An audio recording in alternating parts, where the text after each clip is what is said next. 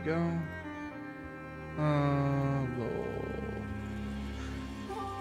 There we go. That fixes that.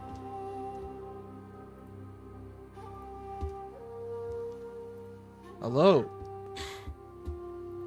I have returned for Samurai Dark Souls. Specifically, the demo. Why? Because I am hyped for this game to come out in a few days.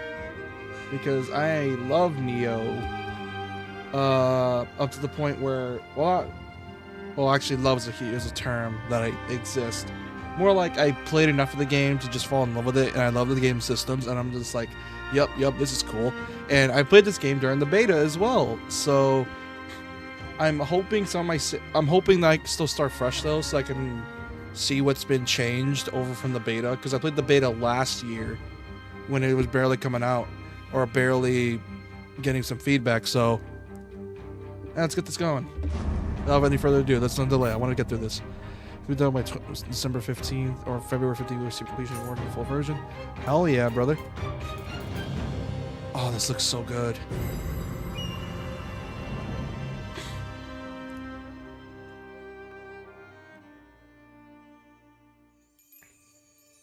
Spirit stones.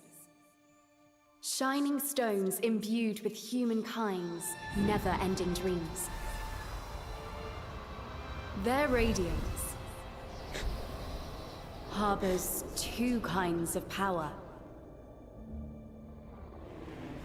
The first is that of total destruction. That's so.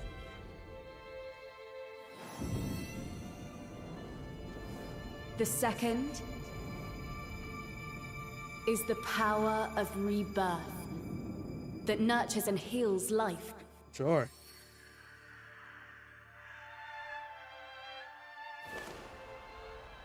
Since time immemorial, this power has been the impetus for human wars. Sure it has. It always is. And then, Shogun Tokugawa Ieyasu put an end to this bloody history and ushered in peace. Eventually, one of his two grandchildren will be chosen to continue this peace. That's so. Time passed. The ceremony that displays the new shogun's authority, both within and beyond the country's borders, would soon begin.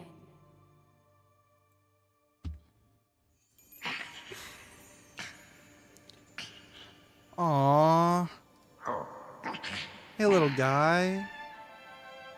I missed you, Spirits. You're adorable.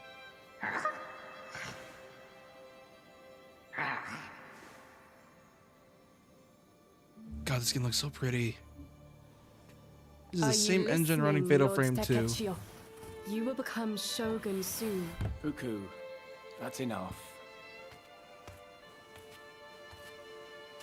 I think Takachiyo's better suited to be an Lord artist. Kunimatsu. I do like it, though.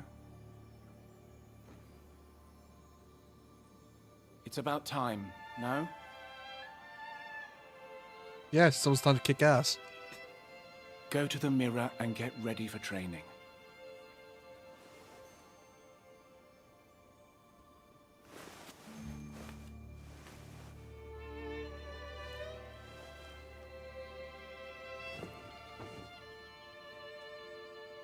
Custom character time.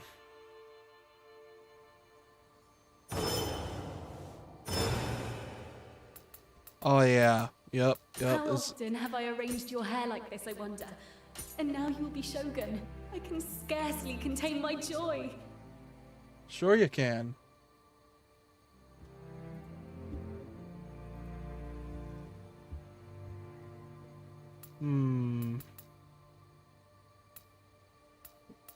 Is my air... Hold on, I'm trying to find a specific one.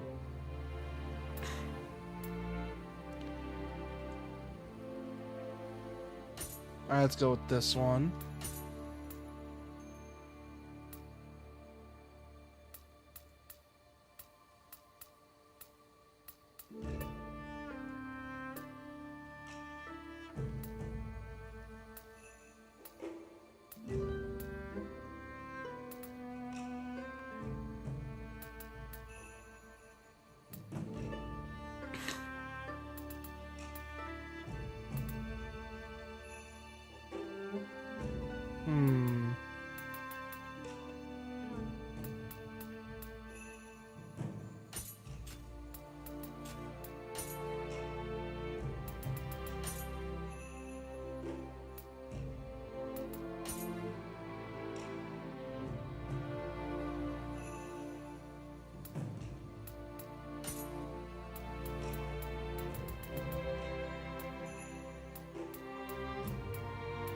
Huh.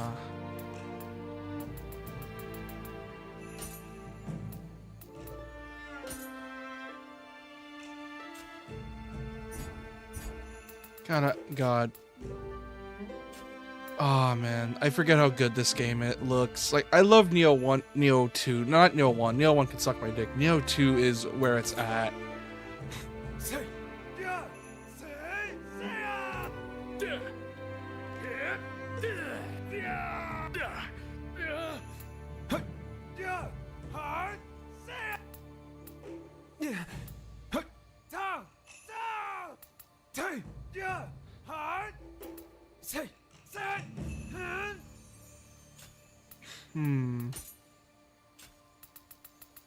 What kind of shogun will he be?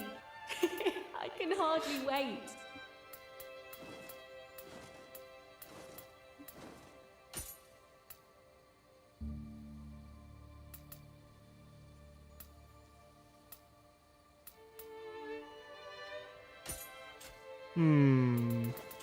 A weak shogun will not command the respect of the people.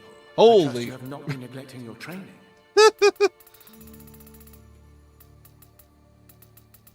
Jesus Christ, game. Well, but at least we know there's something under that loincloth.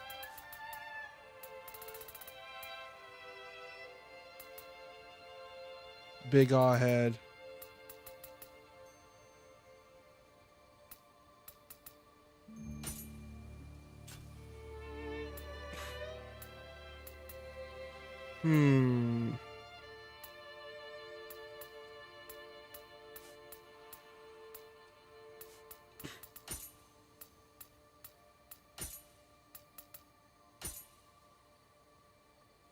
What the? Where the hell is this supposed to go?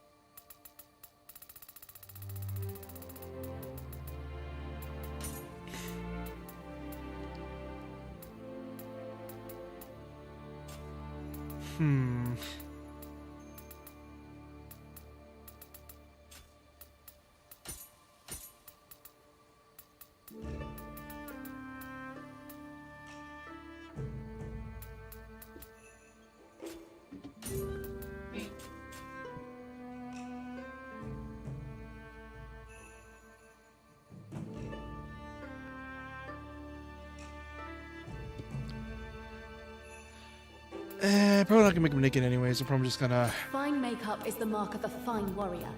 Now, please turn this way.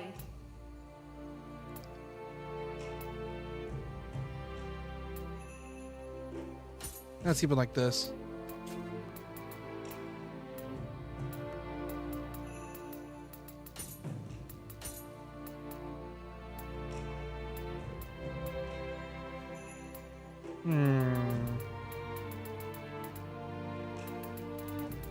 Huh.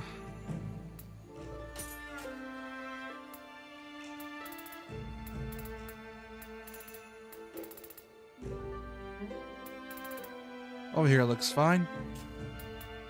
God, I forget how well this whole thing is. You know what? Fuck it. This looks good. I like it. God, I remember playing this game during the beta, and I had so much fun in the beta. It was so well designed. The fact that I remember looking at interviews for this game, and apparently the beta, people love the beta so much that Team Ninja immediately knew. It's like, okay, people like this. Okay, we immediately know what to do now. Because of the fact we had such a fun time with this that they knew what to add.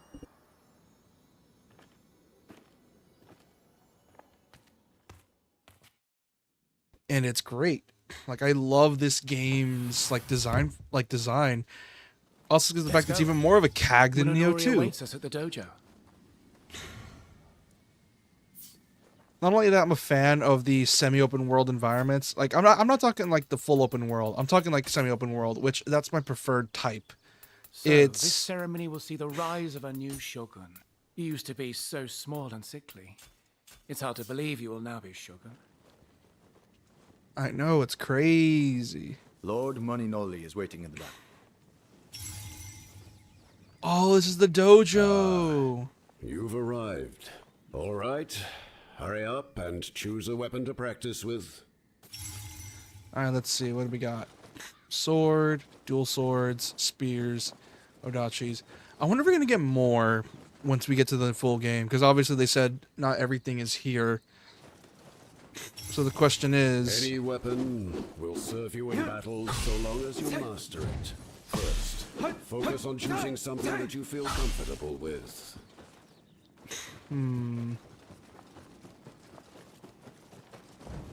I've been mostly maining dual swords in Neo 2, so... Hey, if you give me my switchglaive, holy fuck, I'm gonna have a lot of fun. Once you give me my switchglaive, it's a wrap. I am, not to my own harm, I'm a god with a switchglaive. Oh, so that's the weapon you've chosen? Yes. I already know what these weapons kind of do with thanks to the beta, so I should be fine for the most part. All right. All right then. Let us begin the bout. All right. Bow to each other. All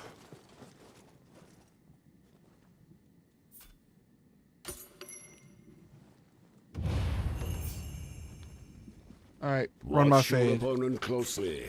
Otherwise, you'll miss. All right. Run my Direct fade. your attention to Lord Kinematsu.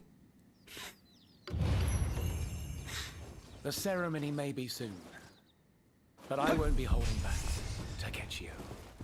Now you're focused on quick attacks let you hit first, while strong attacks consume more ki. Remember that.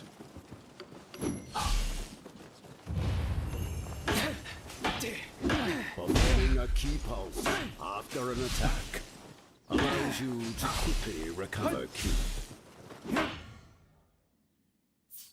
Yes, I'm aware of what key pulse is.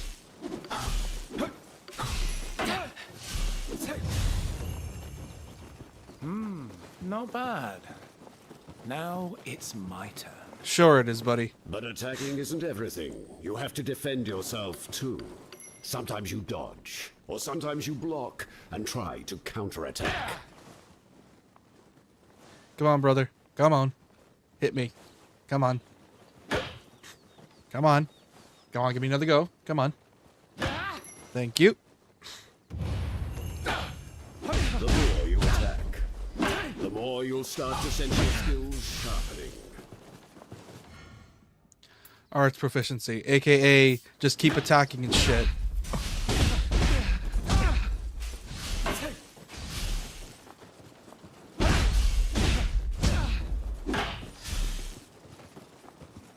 Come on, buddy.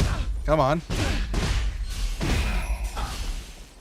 Once your skills have fully sharpened, you can unleash all your strength in martial arts.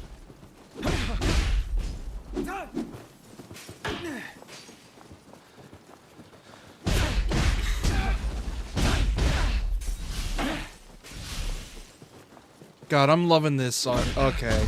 Come on, buddy. Come on. Come on, let's get this tutorial over and done with so we get to the main good stuff. Oh, that's cool. Excellent. Hone your skills in battle, unleash martial arts, and then follow attacks with key pulses. These are the basics for a samurai.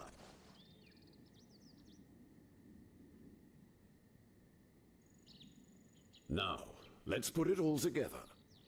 Make use of both offensive and defensive strategies and defeat Lord Kinematsu. Will today be the day you finally defeat me? Come, show me your strength.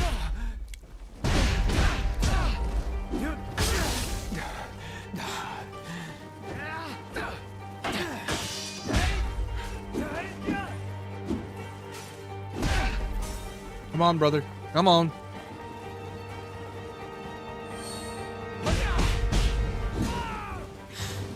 I forgot there's a jump button. I keep thinking circles.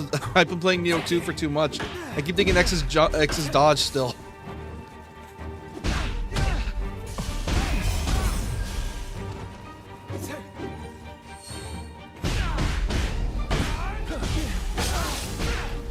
Come on, brother. Come on.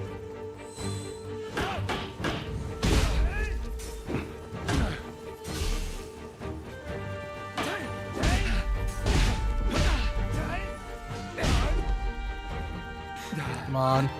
Come on, brother.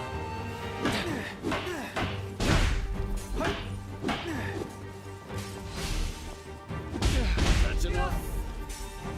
The winner of this bout is Lord Takachio. Hell yeah.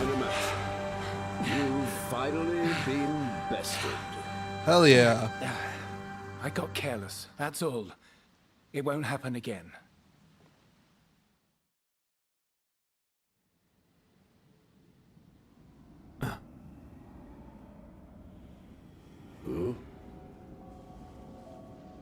Uh-oh. That is odd.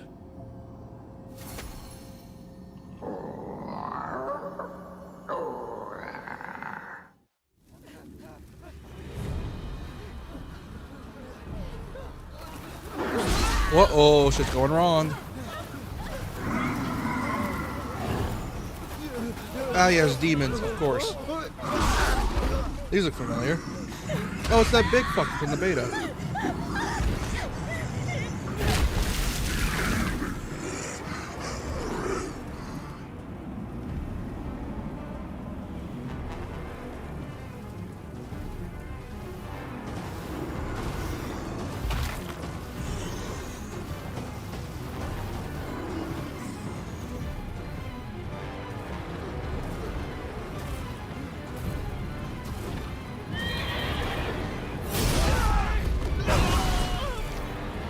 Whoa!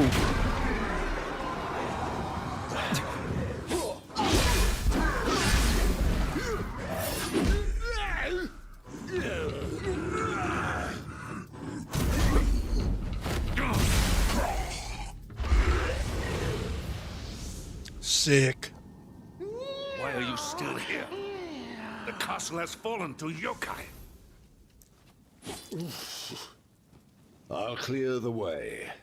Escape underground. I don't think this was in the beta. The beta just started you off in random area. Like, it took you in the dojo, and then you trained for a bit with the controls, and they just dumped you. A yokai? What is going on here? Takechio, stay alert. They kind of just dumped you in the area, and that was it. And they taught you, like, the stealth mechanics, taught you, like, how certain shit works. Vigilant. The castle is infested with yokai. Lord Takachio, Lord Kinematsu, I will do whatever it takes to defend you both. Yes, I know about yokai realms. There we go. Oh yeah, this is a lot more nicer of an intro compared to the first, because the first game had a brutal intro. And that's why I did not like the first game. Like, the first game just felt off.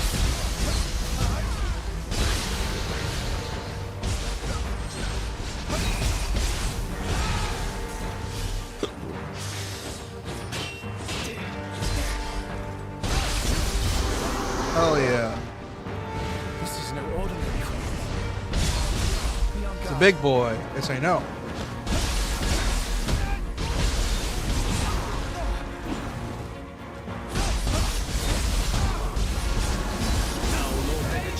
Use your strength. Finish the feud.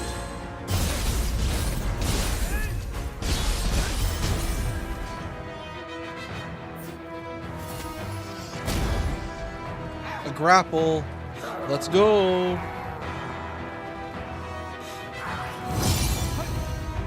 Oh, it's a kick-ass sword.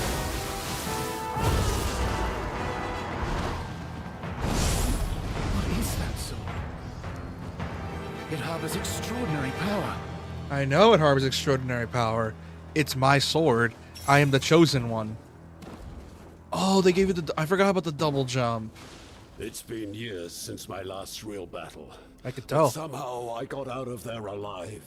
But new yokai will appear soon. You two, leave here at once. Some say my father Sekishusai split a massive rock that a Tengu had transformed into. Now it's my turn!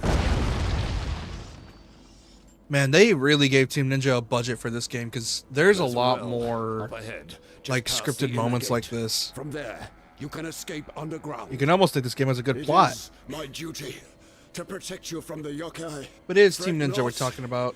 I'll be along as soon as I'm done. It's Team Ninja we're talking about, though. My thanks, Munenori. Takechio. Let's continue. Like, this is Team Ninja we're talking about. They're Lord Takechi, barely have any good stories, if at all. I pray for your safety. I have no doubt that you will be an exceptional shogun.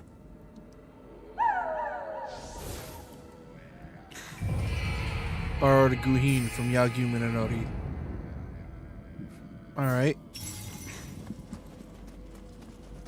Munenori. He forced himself this far in spite of his injuries. I won't let his efforts be in vain. Yeah, let's not We will survive. be in vain. Praying at shrines. Can I level, though? Oh, wait, we don't have the ability to get XP yet. That sucks. God, this game looks so beautiful. The yokai have already made it this far. The castle doesn't stand a chance. Oh, here's the stealth elements. I know there's stealth because I played this game like Sekiro for a bit, which I think next time Rise of the Ronin, they're able to get a proper grasp on how to do stealth. Because here's the thing, I love Rise of the Ronin. Rise of the Ronin is really fun. I'm glad to see you both unharmed.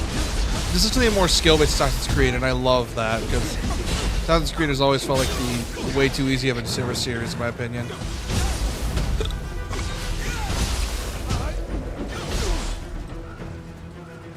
Oh boy.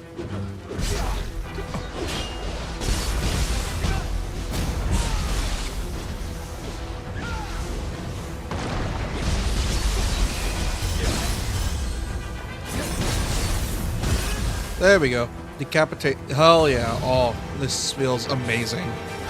I am loving this. I love this so Even much. us ninja have been pushed to the very brink. No one can tell what the future will hold for us. Let's go over some of the ninja techniques I shared. Ooh.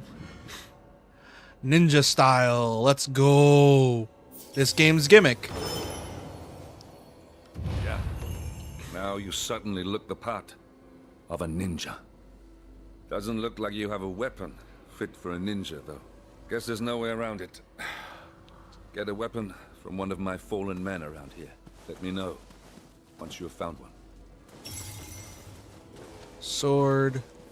Dual swords. Hatchets. Kusarigama.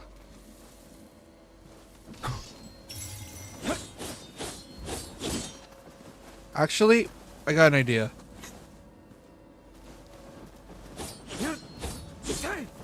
Oh, that's cool.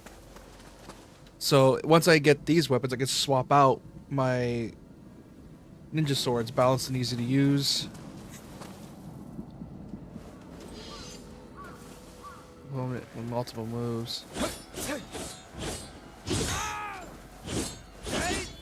Oh, this is amazing. Oh yeah. Yep, I forgot this game's gimmick. Ninja is such a good style. I love this so much. Is that the weapon you'd like? Yes. I'll get a regular sword from the Enemy! Get ready! Use the ninja techniques to confuse your opponent. Oh, yep. This is great.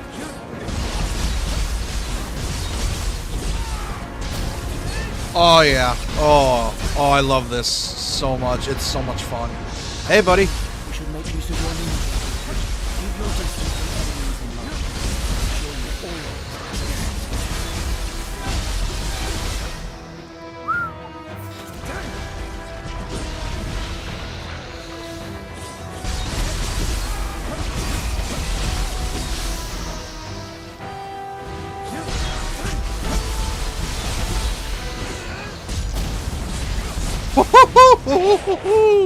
Oh, I love this so much. Is also vulnerable. Use that opening to your advantage and counterattack.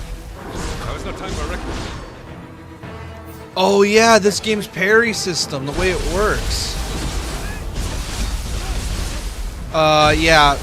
You don't parry like in usual, like Sekiro. You gotta parry with like style switching, which very unique for a game, an action game especially. Like, yeah. Oh yeah, that is fun.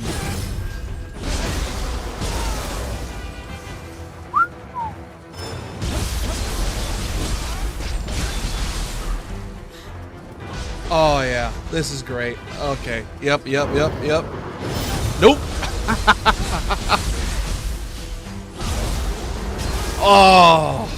Oh, that's so much fun.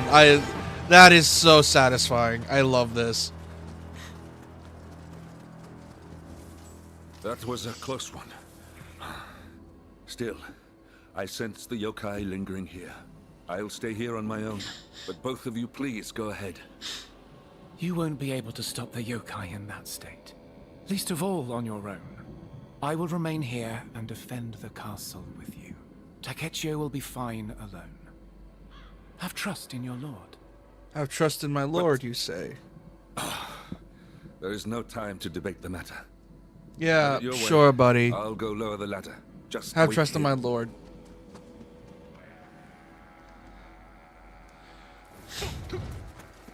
Wait. Wait, what? Wait, hold on. Please tell me I could do that. Oh man, I can't wall jump. Man, I was about to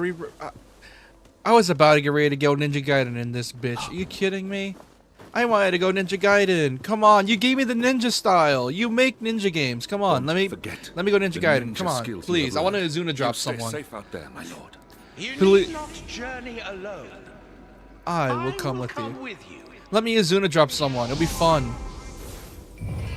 Bar Nekomata from Hattori Hanzo. Hell yeah. Do not worry about Hanzo. He has survived many battles, even without my aid.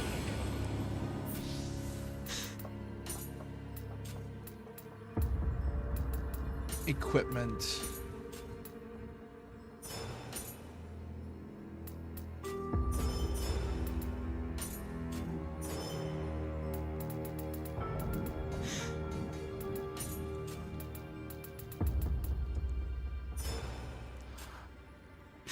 I don't think I can use my Guardian Spirit yet, so that's a bit of a bummer. But hey, whatever.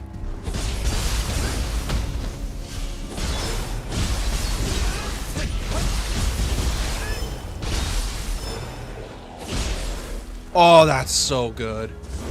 I love this. Oh. That must be the well see, in my leading opinion- underground. Why don't you dive right in? Maybe someone wishes to use the yokai to control the world, just like Lord Hideyoshi. Surprise, bitch!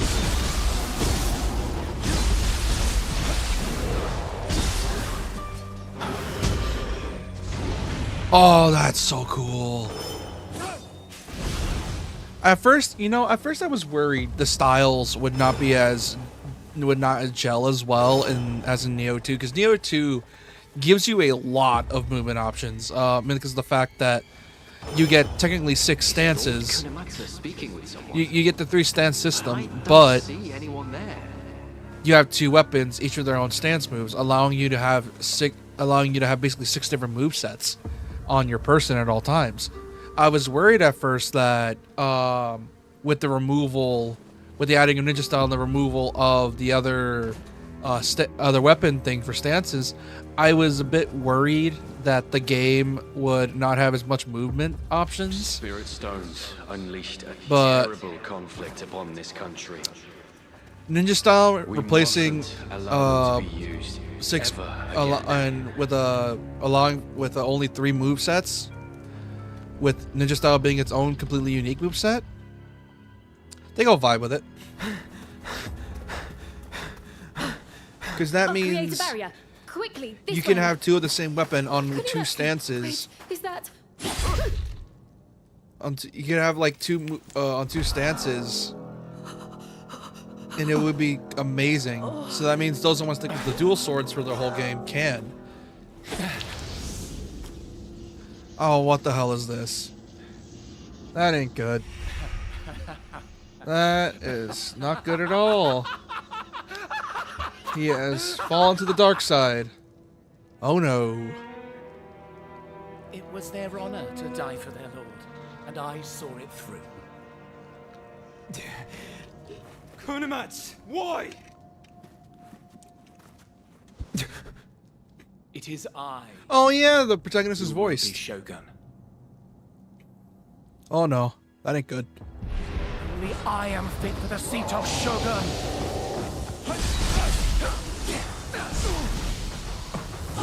Holy shit.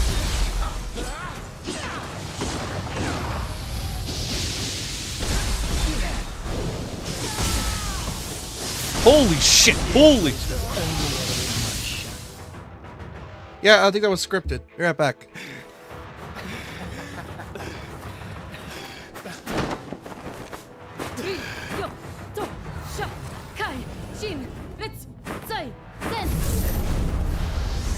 Let's finish this already.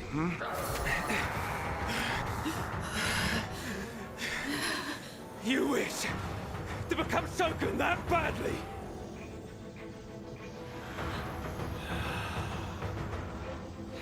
Go!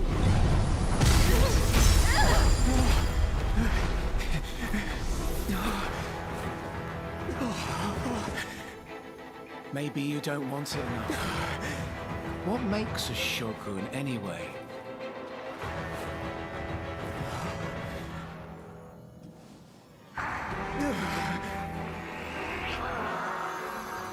What? You can't answer?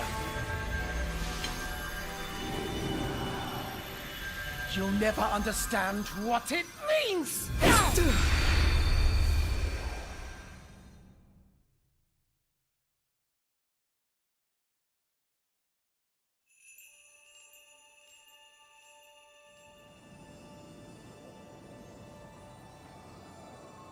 What is this? Is this Kusanagi's power?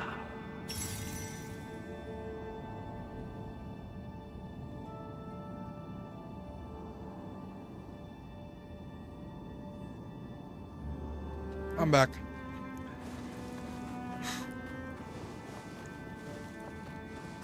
Oh, it's the place from Neo 2. It seems Kusanagi has something to say.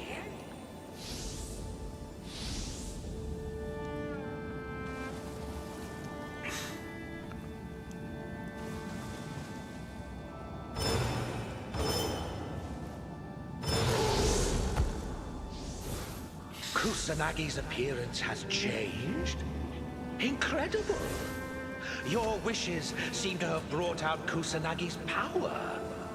You may have an innate talent for connecting with guardian spirits and drawing out their power. That's so.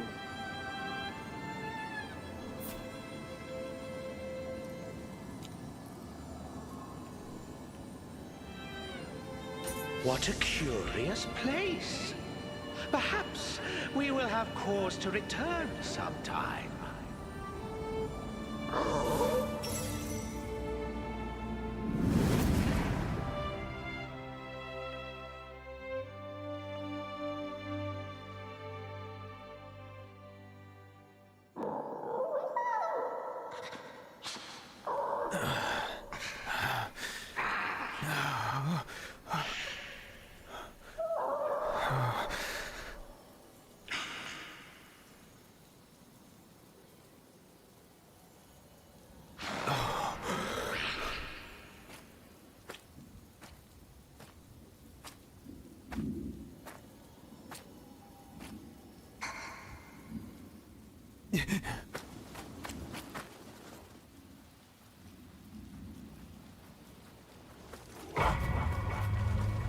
My lord.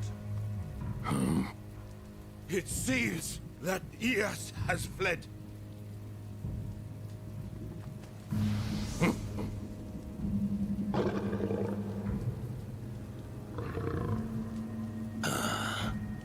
I've already cut off that cur's escape route.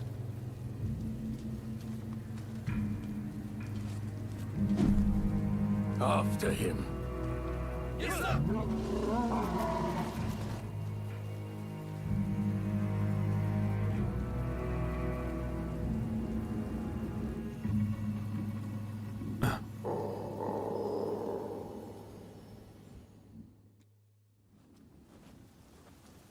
Those pennants bore the symbol of the Takeda army, but they were defeated long ago. What was that? What a sinister light! Kunimatsu was shrouded in the same glow.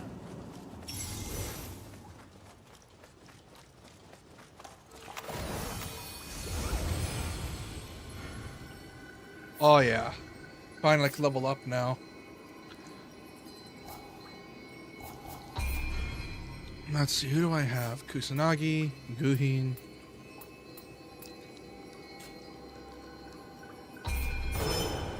Nikomata.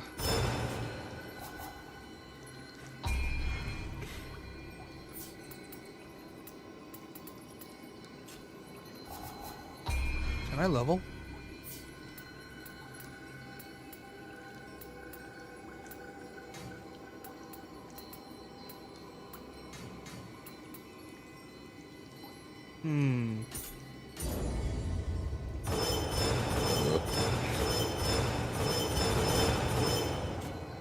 Oh yeah, this is gonna be really fun.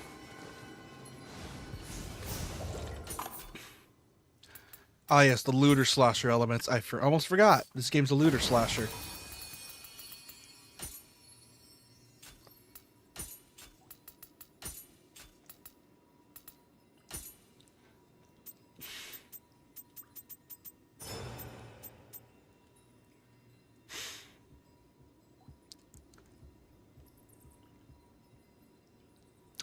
Better than what I have now.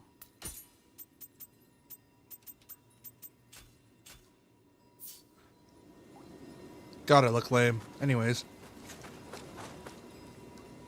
Hooray, just in case. Alright, let's get out of here. That appears to be the Tokugawa banner. It seems we've been whisked away to somewhere else again. I can't make sense of this. Let us continue for now.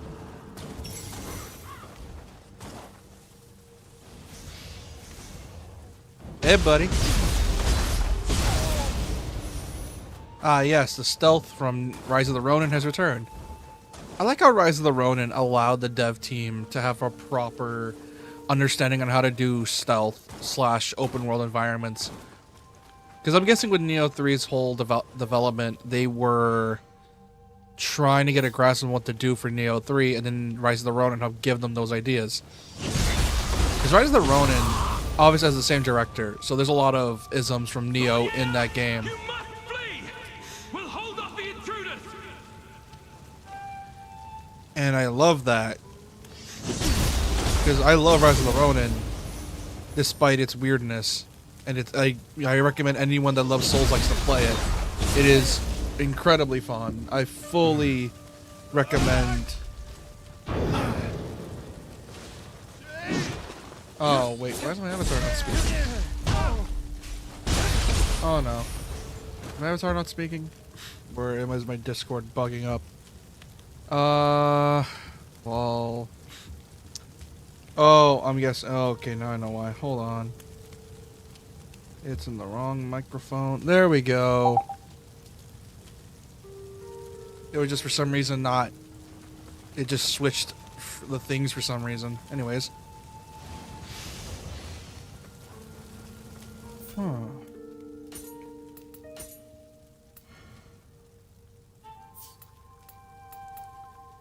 Yep. Yep.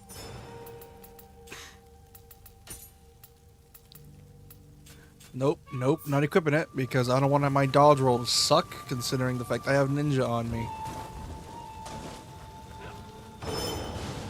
A clash between the Tokugawa and Takeda forces. I can hardly believe it. It's unfathomable. But there is no other explanation. This is the Warring States period.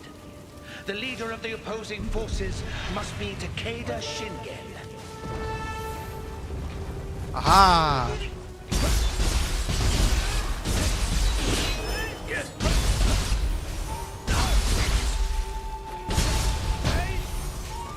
Oh, this is great.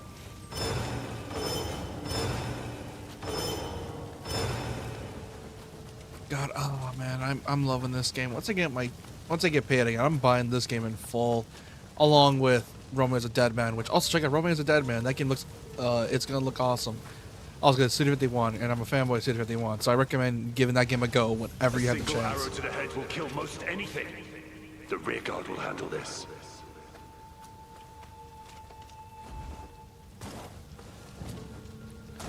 I see. Boom. Haha, head's gone. Alright, time for stealth. Because this game has that.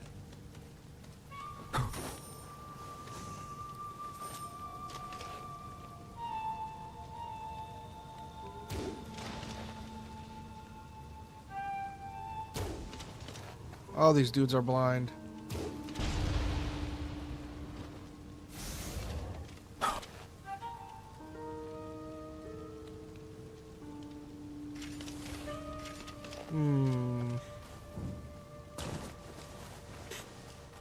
Alright, time for stealth.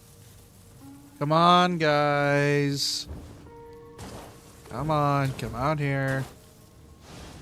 So these troops are Takeda's Crimson Army. Assassinate. Let's see. I don't want to fight all these dudes yet, so...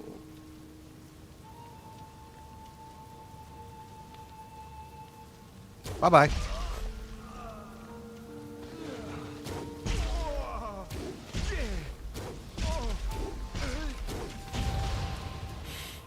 Haha. And his friends didn't get me. Alright. What about your buddies? Bye-bye.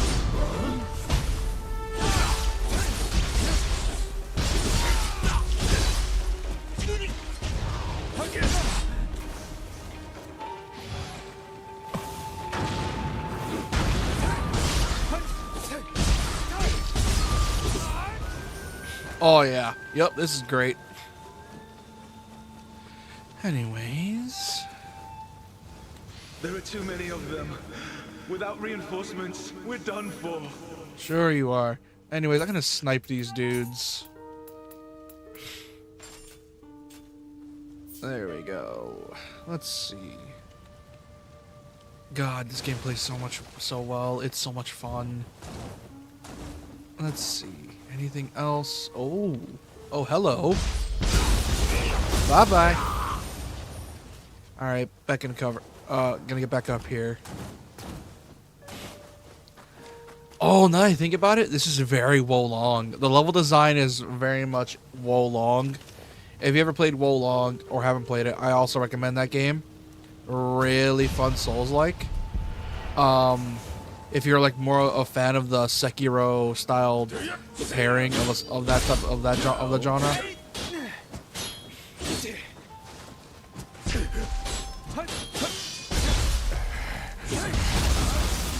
So I highly recommend.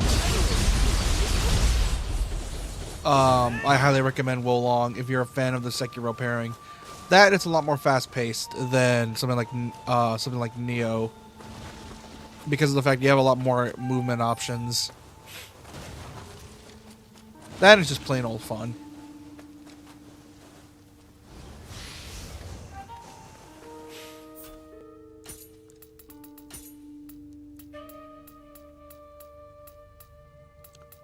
I can't equip none of this because my...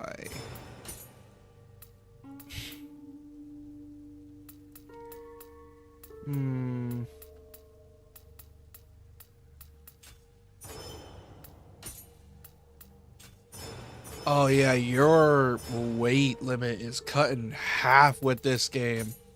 Like, it is cut in half.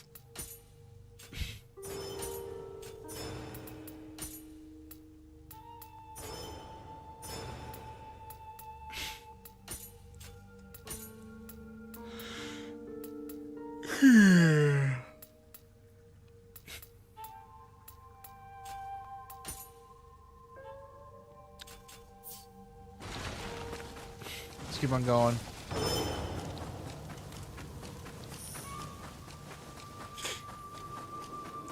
Not only that, from what the beta, if the beta is anything to go by, this demo is beefy. Like, I'm not joking when I say this. The demo for this game is hyper beefy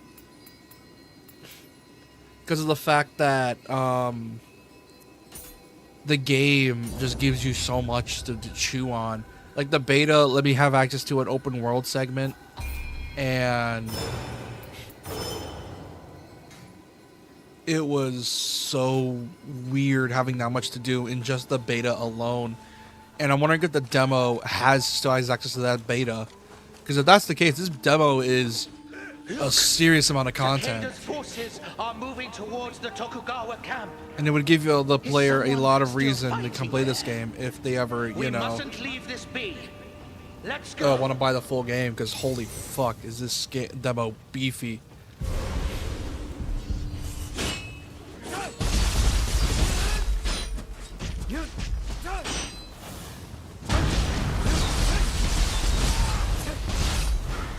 Haha. Holy crap, we're fast. Alright, let's see. What new gear did we get?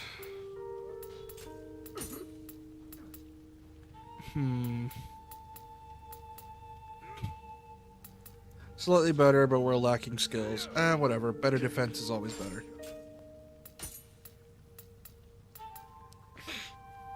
Man, we can't equip stuff for shit.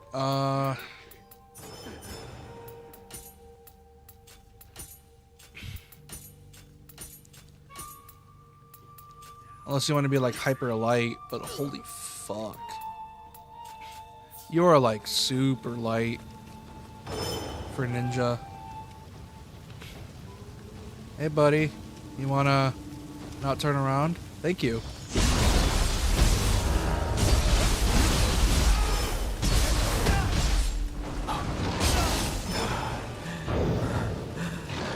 Nope.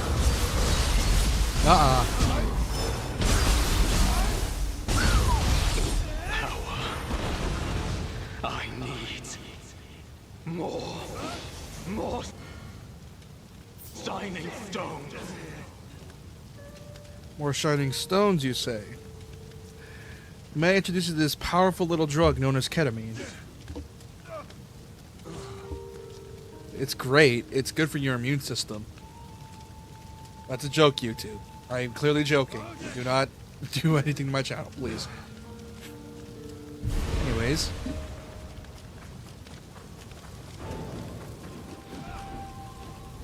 Enemy though he is, that antlered warrior is incredible with a spear.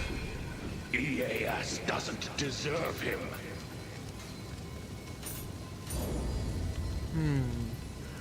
What do you mean Ieyasu doesn't deserve him? I wonder what that means. Anyways.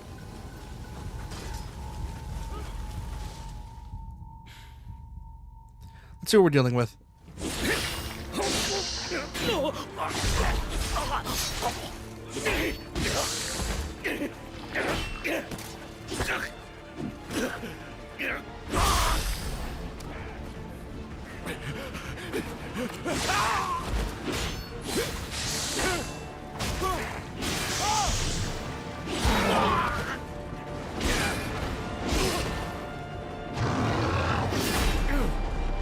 Join our lord. I will keep them at bay. So long as I hold this spear, none shall cross this line. Oh yeah, Sadakatsu, the absolute unit, the Lubu of this game. And if y'all know who Lubu is, y'all know ball.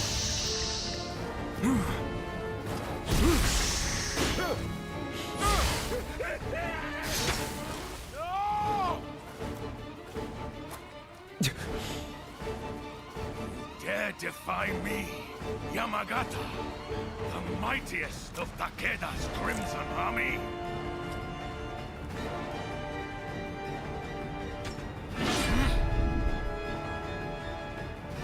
Most foolish decision. The pup rears its head, and I will rend it from your very body! Yeah, buddy, get in line.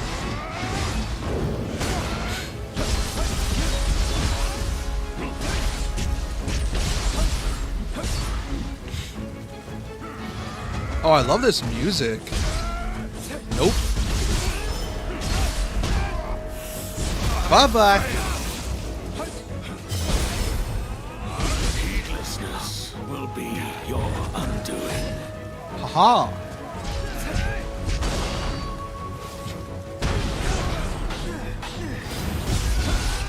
Nope. No grabs. Had enough of your bullshit last time. Whoa! Oh, come on, buddy. Get back up.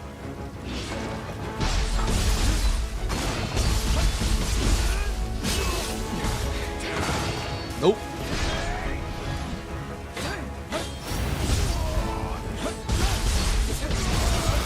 Bye-bye. Fuck!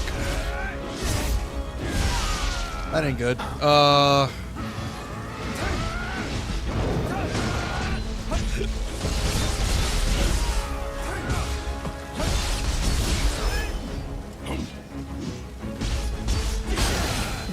Shit. The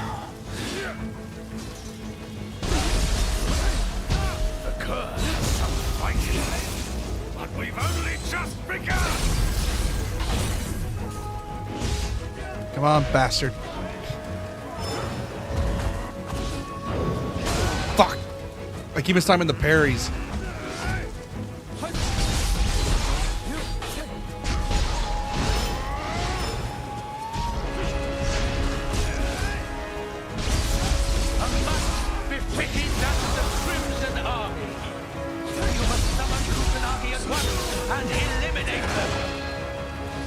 Come on, buddy. Oh! I got the berserk now. Lethal weapon engage. Oh my god, we're a common rider. Oh, this is a ninja. This outfit's Ninja Gaiden as fuck.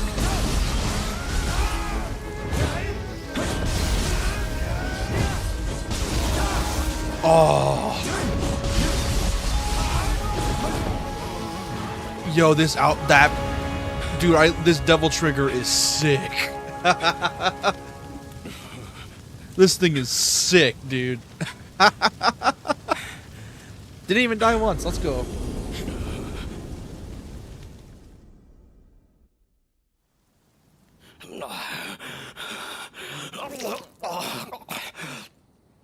One day, you will stand in Takeda's way.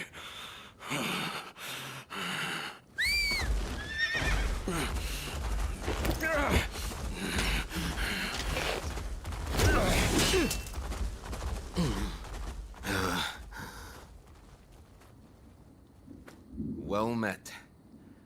I am Honda Tadakatsu, retainer of Tokugawa.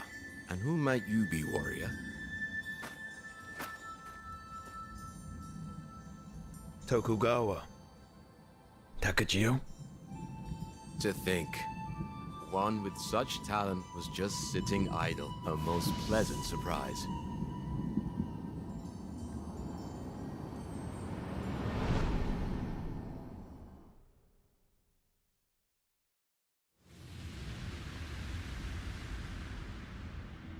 Takeda Shingen, the peerless tiger of Kai, of the Warring States period, has finally bared his fangs.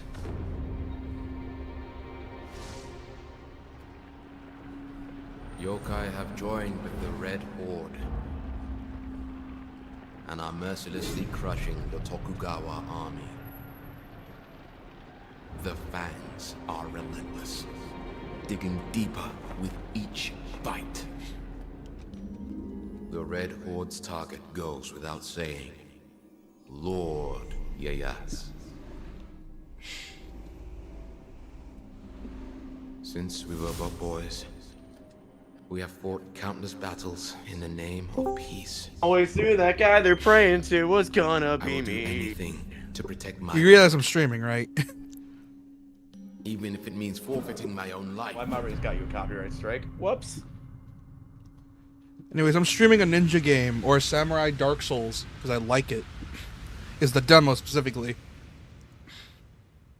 I didn't know you were streaming. I was just trying to troll you a minute. That shouldn't get you a copyright strike. I don't think, Lord typically the Yashi Hazbin from Hotel stuff is very good about not copy striking you. They think the creators had copy strikes in the past.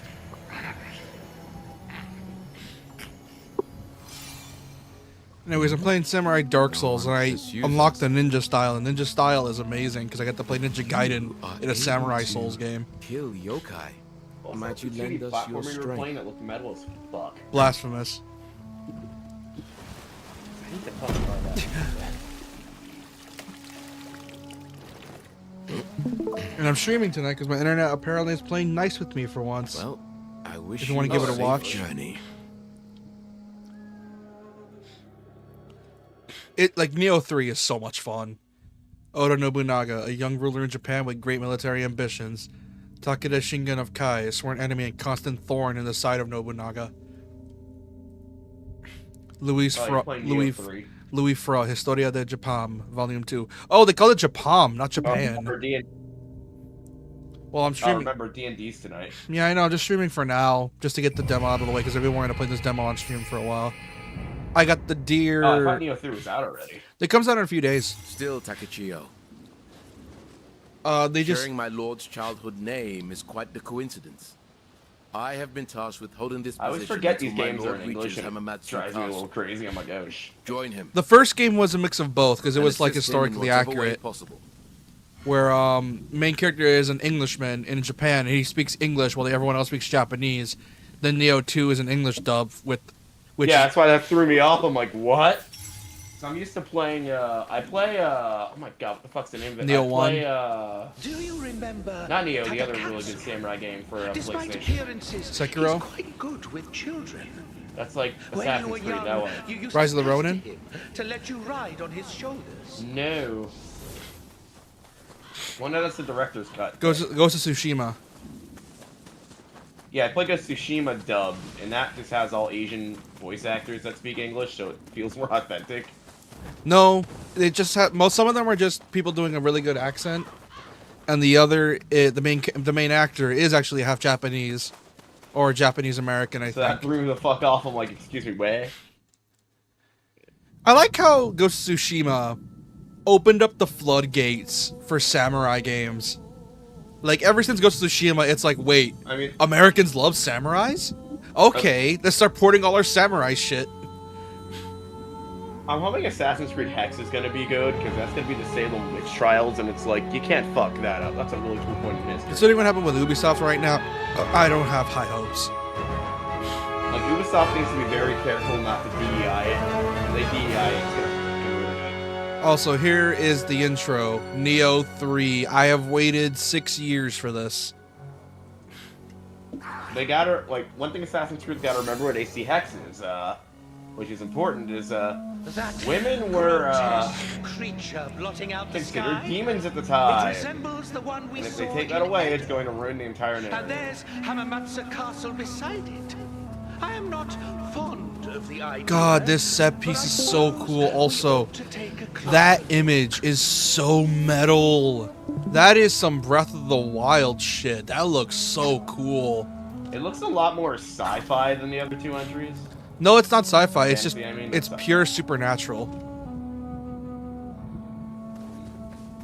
Then again, the first entry I've been playing as a fucking gigantic, thunder dragon dog thing that I still can't beat. I beat it and I hated it. Believe me, you're not alone in hating that thing. The second boss, too, fucking sucks. First boss I beat first try, and I have no clue how.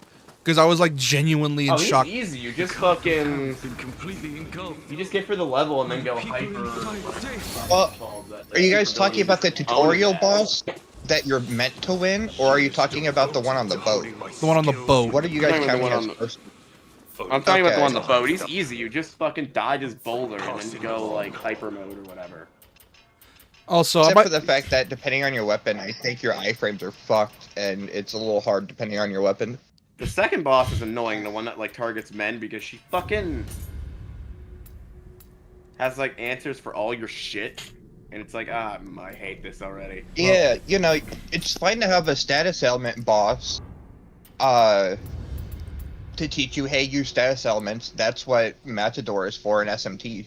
Also, don't make it the second real boss outside the tutorial. Also, if you want to know, to mention she has like a shit ton of Oni guarding her fucking thing, so every time you die, you have to fucking kill all those Oni again. Also, if you want to know this, they don't fucking one-shot you. Also, you want to know this game's gimmicks? Rather than having the 2 weapons only, you now have a ninja style, aka your Ninja Gaiden, Izuna drops, your cancels, your shurikens, and it's great. I think it's annoying with Neo 1. Oh, sorry. And dude, it's so much fun because I go ninja style, because ninja style and samurai style have their own stats. Essentially, you can do. So they fuse Dark Souls and Ninja Gaiden together. Interesting. No, yeah, that's what Neo's. Honest, that's what Neo's always been. Well, no, No, I think you can't say how it's always been when there's been 2 games previously, and both of those games are hyper different. The first one is a very bad Dark Souls clone. Oh yeah, it's like we have all these cool yokai for you to fight. Psych, you're gonna be fighting zombies and Onis the whole time. Hopefully you like this bullshit. And skeletons. And then the second game, they realized, oh hey, we don't need to actually copy Dark Souls. We can just make our own stuff. We just make our own game that's good. And then they made Peak for the second one, so I hear.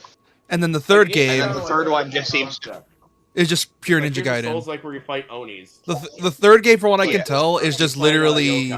The third game, from what I can tell, is literally just Ninja Gaiden. Because look at this shit. Yeah, no, you jumped, and I said, oh, this is Ninja Gaiden with RPG stats. I know this one's not a Souls-like, right? Like the first one. No, it is a Souls-like. It's just but it's become so much of a CAG that it went from Souls-like to Souls-light. Yeah. Yeah, it became a CAG. Dude, and leaned. Oh, sorry. Dude, I hate when people call things a Souls. I love Dark Souls, the first one specifically, and the second one. I can't stand the cycled animation. It's like Dark Souls, and what they mean is you have a stamina bar and regular ass RPG stats that everyone else has. Yeah. You just happen to have a stamina bar. And you lose your XP when you get murderized. Yeah. Yeah, but that's not a new thing. Souls didn't invent that. That's called a soul run or a body run. It's been around since the dawn of time. You go for body runs when you die in hard games. Yeah. Another thing that I like about this demo I was playing that was really cool, where you have to get through like this office that was taken over by demons. I forget the name of it, but it was like a Souls. They had not Souls but they had that system where you lose all your, you can store your XP or keep it on you, but if you keep it on you, you risk losing it when you die, and it was really neat. I don't know if the full game ever released. Lords of the Fallen probably. That's the only game that I think of that has the ability to dash XP so you don't lose it. My issue with it though, the platforming, which was one of the main things of a one of the main draws of a oh my god, of a fucking Metroidvania, was bad. A Metroidvania is all about its movement, and if you have bad movement, oh man. Also, another thing they added, I like also before continuing with the Souls-like. First game was a Souls-like that didn't know what it wanted to be. Second game was like, okay, we could just be a CAG with elements of a Souls-like, and the third game is just Ninja Gaiden. It is a CAG that just so happens to have a stamina meter. That is what it is. It is just a CAG with a stamina meter. Yeah, that's what I'm saying. If you want to consider yourself Souls-like, I need you to steal at least 4 separate things. It needs to be dark fantasy, boss runs, like with designated save points, pulling up your stats, with a conspiracy-based plotline. Also, honestly, I think if you don't have a conspiracy, it also isn't Dark Souls, because well, you need the conspiracy. Well, you here's the need thing. to- It is a conspiracy here where it's like, oh, someone's trying to become Shogun. You were the brother. You need to discover why your brother wanted you dead to become Shogun. No, but the conspiracy doesn't have to revolve around you. Well, I know that. It's just a Like, conspiracy. You didn't specify. Yeah. Yeah, by main conspiracy, I mean, like, there's a conspiracy and you're tangentially related, but not really. Like, Dark Souls. Just one of many. Dark Souls 2, one of many. Dark Souls 3. They dropped that to be like, oh, you're the chosen one. And I don't like that. I think being the chosen one sucks. And then Bloodborne is your one of many. That's why I try to avoid that in my D&D campaign until Sheeny goes to go off script, and then I'm like, wait, you're the chosen one. Don't do that. Oh, yes, I'm the chosen one until That's I'm not not because story reasons. Look, man, you're the chosen one until fucking disconnected from server. Also, I'd rather reboot the server again. There is one thing about this game that, okay, in order to fulfill the Souls-like genre, as you said 4 things, right? There is a conspiracy, albeit barely. What's the other 3 you said? Like, the stamina meter and... You have to be some schmuck. Just some ordinary schmuck. Which in this case, you're not an ordinary schmuck. You are literally someone that was an heir to the Shogun, like an heir to the throne. So you're not an ordinary schmuck. Are you available for D&D tonight, Doc? Probably. Unless they get We're doing hyped a into this. Pokemon D&D, so... But I'll probably be fine. Alright. I'm fine for the time being. That's why I'm here. I'm glad you guys have, you know you gave the party that Genesect summon at the end? Did you give the party a Genesect summon at the end of your one shot? No, it's just a fully caught Pokemon. It's just a type So I realized when making this boss... What? I was gonna say, it's all hyper beasts, time beasts, and man-made beasts can be captured just like regular Pokemon, but they have their own special capture mechanics. Gods and godlike entities cannot, though. Also, they're impossible. Before you continue... I did that because this boss I made would I realized how fucking strong it was when I was making it. I'm like, oh shit, thank god they had the Genesect. Oh, it's these little fuckers. Fair. But no, the fight thing. Conspiracy, but you're actually just a schmuck, and who cares? You're just a guy. It very much has to be focused on you're just a guy for me to consider it a Souls-like. That's why I would say Lies of P isn't a Souls-like, because you aren't just a guy. You are the guy. You are the him.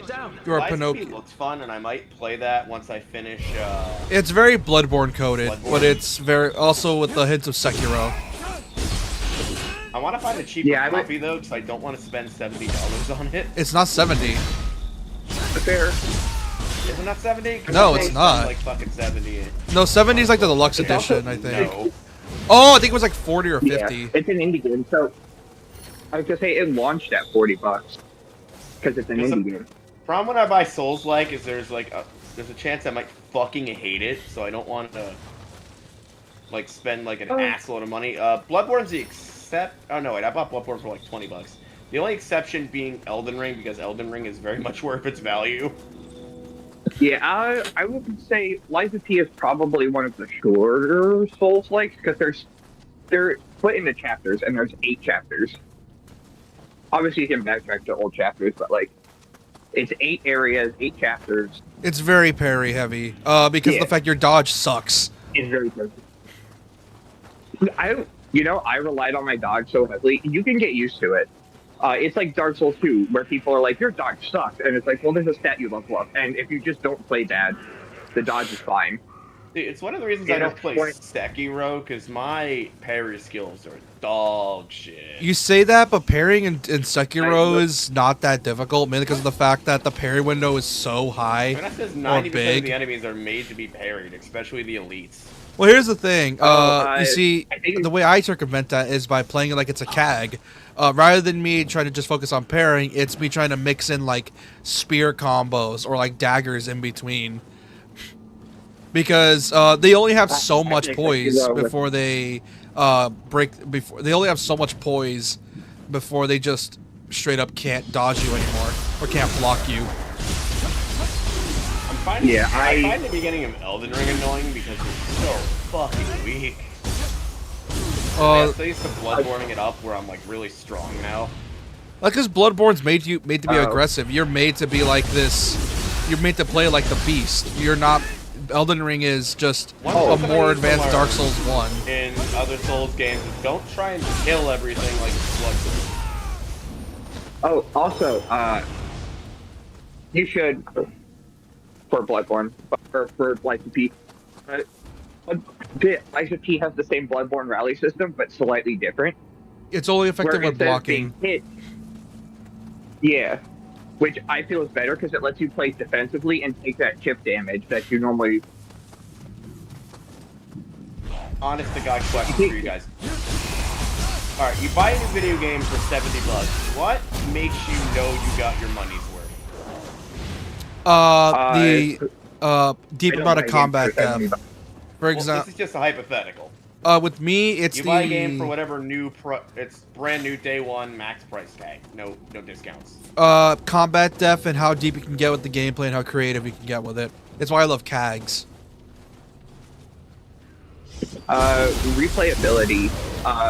I've only ever bought 2 games at full price, and those have been Red Dead 2 and Spyro: The Reignited Trilogy. Spyro is because I love Spyro already, and Red Dead is because it's fucking Red Dead. I'm gonna put 1 billion hours into that game and still be fine. See, I used to As buy long as games. Oh, sorry. I was gonna say, as long as I have fun with it and I can keep playing it, that's all that matters. If it has replayability, where I want to start over again. If that game has no replay value, even if I bought it for $10, I think I'm still wasting my money. And if I enjoy it. It's why I don't like most modern. I have to like really start enjoying the game. For me, if I'm not enjoying it, I'm like, ah, fuck, I didn't get my money's worth. Here's the thing, it's the same mindset I have with modern Sony games because of the fact that Sony games rely so much on the story. But the thing is, though, nowadays, story alone can't carry a game. You need to have good gameplay nowadays because it's not like back then where 7 hours was enough. Spec Ops: The Line. Well, here's the thing, Spec Ops: The Line is not replayable. It has a good story, but it's not replayable whatsoever. Sometimes I'll like a short game if it has like a lot of replayability. Hades, I definitely got my fucking money's worth. Well, it's a roguelike. You're guaranteed to get your money. It took me a year to finish. Well, because here's the thing, it's a roguelike. Roguelikes are short by default and guarantee replayability at that point. It's why I get kind of the point where I haven't even played Hades 2 yet, because I know I'll spend a fucking year trying to beat that bitch. Which, considering you got Action Game of the Year, I'm surprised you didn't get it yet.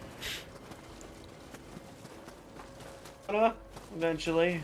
I mean, it's good he didn't. It's good he didn't get it because of the bad stories that they had in it. Which they had to, I mean, I'm glad they fixed the story now, so I'm glad I waited. Yeah, they patched in. They basically just added new characters and they filled out all of like the. Why is this here? Why? Basically, my thorium. I swear they are. I think they did. I don't know what characters, but I won't spoil it. Mostly because I don't know. I'm just going back and forth between the stream and Hightail. Anyways, the 5 things to make you a Souls-like, in my opinion. You have to be some schmuck. You need, I would say, at least 4 of these 5. Just some schmuck.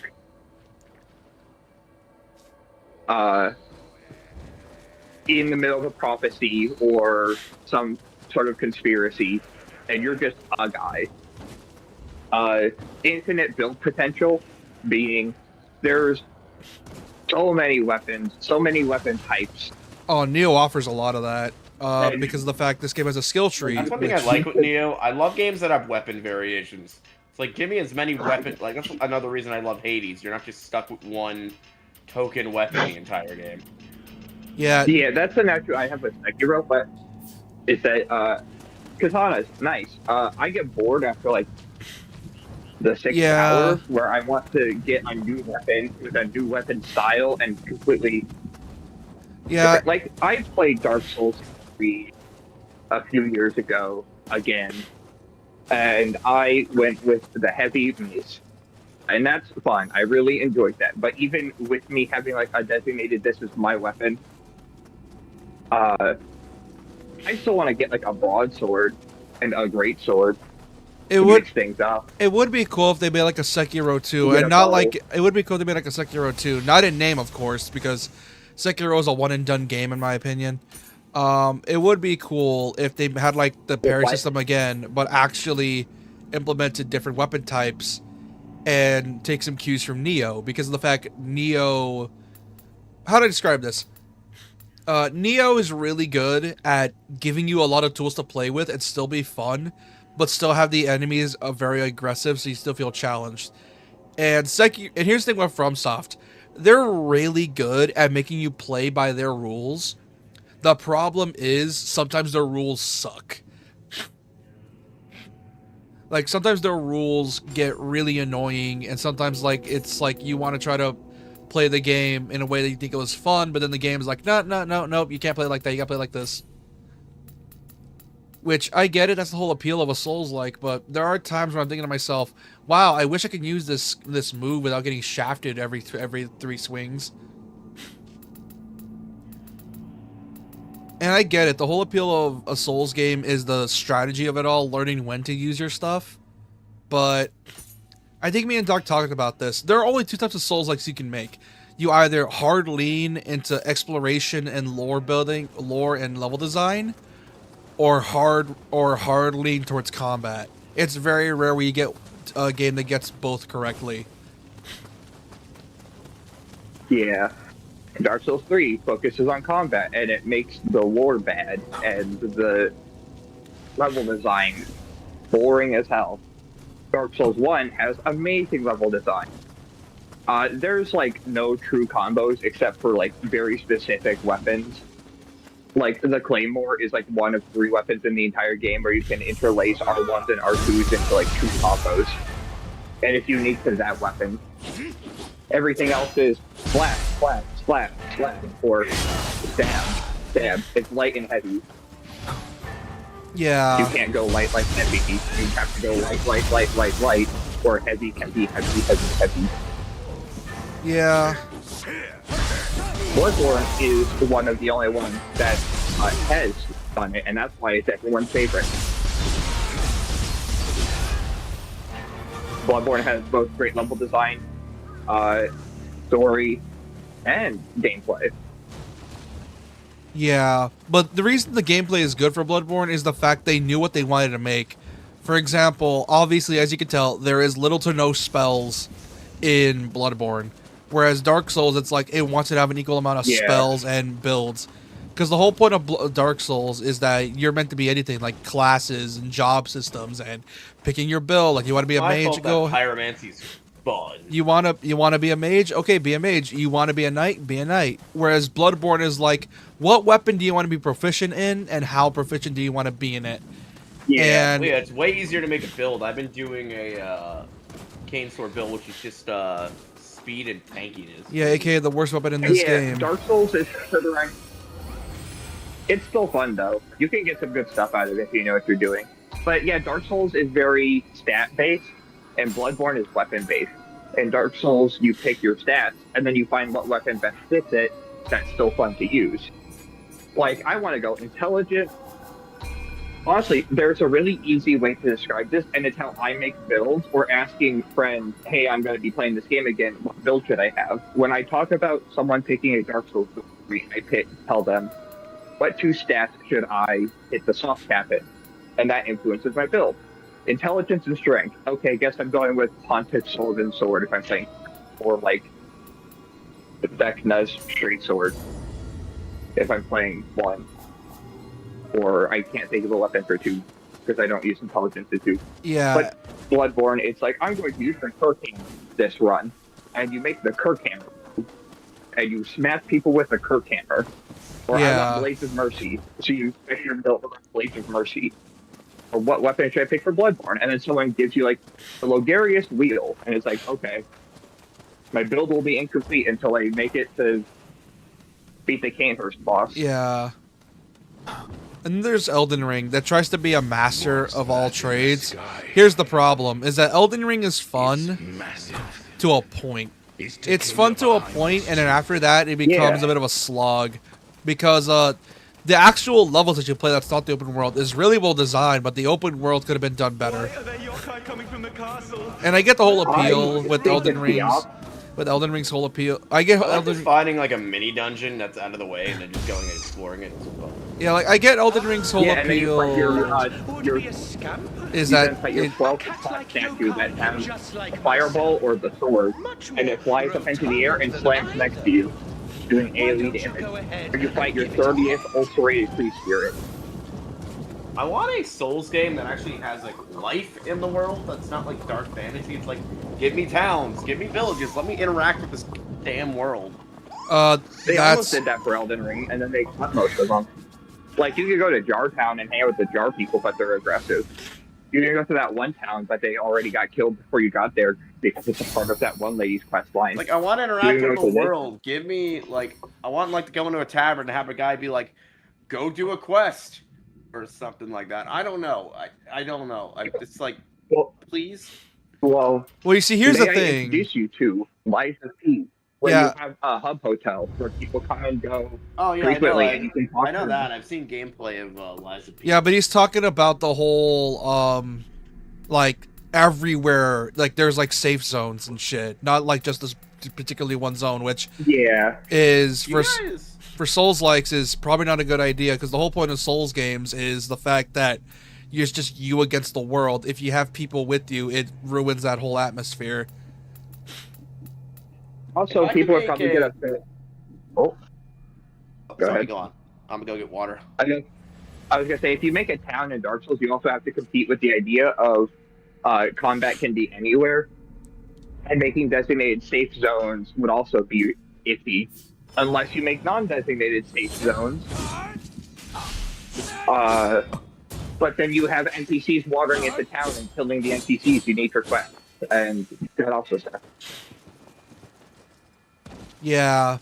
Like, that's the appeal of Souls-likes. Like, 10 NPCs in this that's sort of... quest. And that's sort of the way Souls-likes are made as well. Because the way they're made is that they are easy to produce, cheap to make, and also the fact that you can get creative with it, because Souls-likes are all about minimalism. You're meant to have not that much stuff. You're meant to not have that many movesets to keep the whole difficulty feel. Do we need to go anywhere later? That's the whole point. But then you have certain games that are like, what if we just make Souls-like just fun to play? And then all of a sudden you get people that bitch about the whole fact that it's like, oh, this game's too easy. You can just combo into everything. And I'm like, that's the point. And it's why I'm happy. It's why it's like, what if Capcom made... Go ahead. I was going to say that's the whole point of Neo, and that's why I love it. You can have really stylish combat and still have the game hard. Ninja Gaiden has proved this. DMC3 has proved this. A lot of games have proved you can have stylish combat and hard the game design. It's just, I don't know why it's just being ignored nowadays. And not even in CAGs only, just because games in general. Oh, sorry. I don't know. It's a mix of people will think will sell because games is an industry. People, but also people make what they like, and what they like might just be like a. I honestly don't know. I want to try and explain it in a way that would make sense for benefit of the doubt type stuff, but like, I don't know. But the people that say, man, like the combat good, I want this, are the same type of people that would be like, man, Capcom should have stopped making better combat at Resident Evil 4. And it's like, yes, the combat in Resident Evil 4 original was groundbreaking at its peak. But you could do more with that combat system, you know? It's why at the end of the day, it's shoot, leg, and no different than roll, fast, light, heavy, and block and parry. It's very combat focused, but combo like. I've almost described some sort of play style for Dark Souls 1 as being a turn-based combat to try and get it to play Dark Souls. Because it is turn-based combat. Except you grab it's the big real heavy time. shield and you hold down R1. Yeah. Well, you wait until the combo is done in Dark Souls 1 with your big heavy shield, and then you press R1 as many times as you think you can do it, and then you back off and hold on one again. You pick it. Yeah. There's explicitly a shield meant for them called Sif's Great Shield. You kill Sif, and you have a +10 Great Shield with your Sif. And it is the best Great Shield in the entire game. It's heavy as balls and takes a lot of stats, but it can block all of Arcarius, his long-ass combos, with no issue.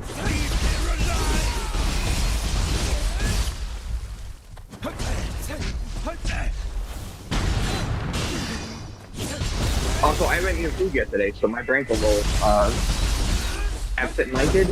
I've already forgotten what we were talking about. By cook food, I mean I'm going to put. Give me a number 1 through 5. 3.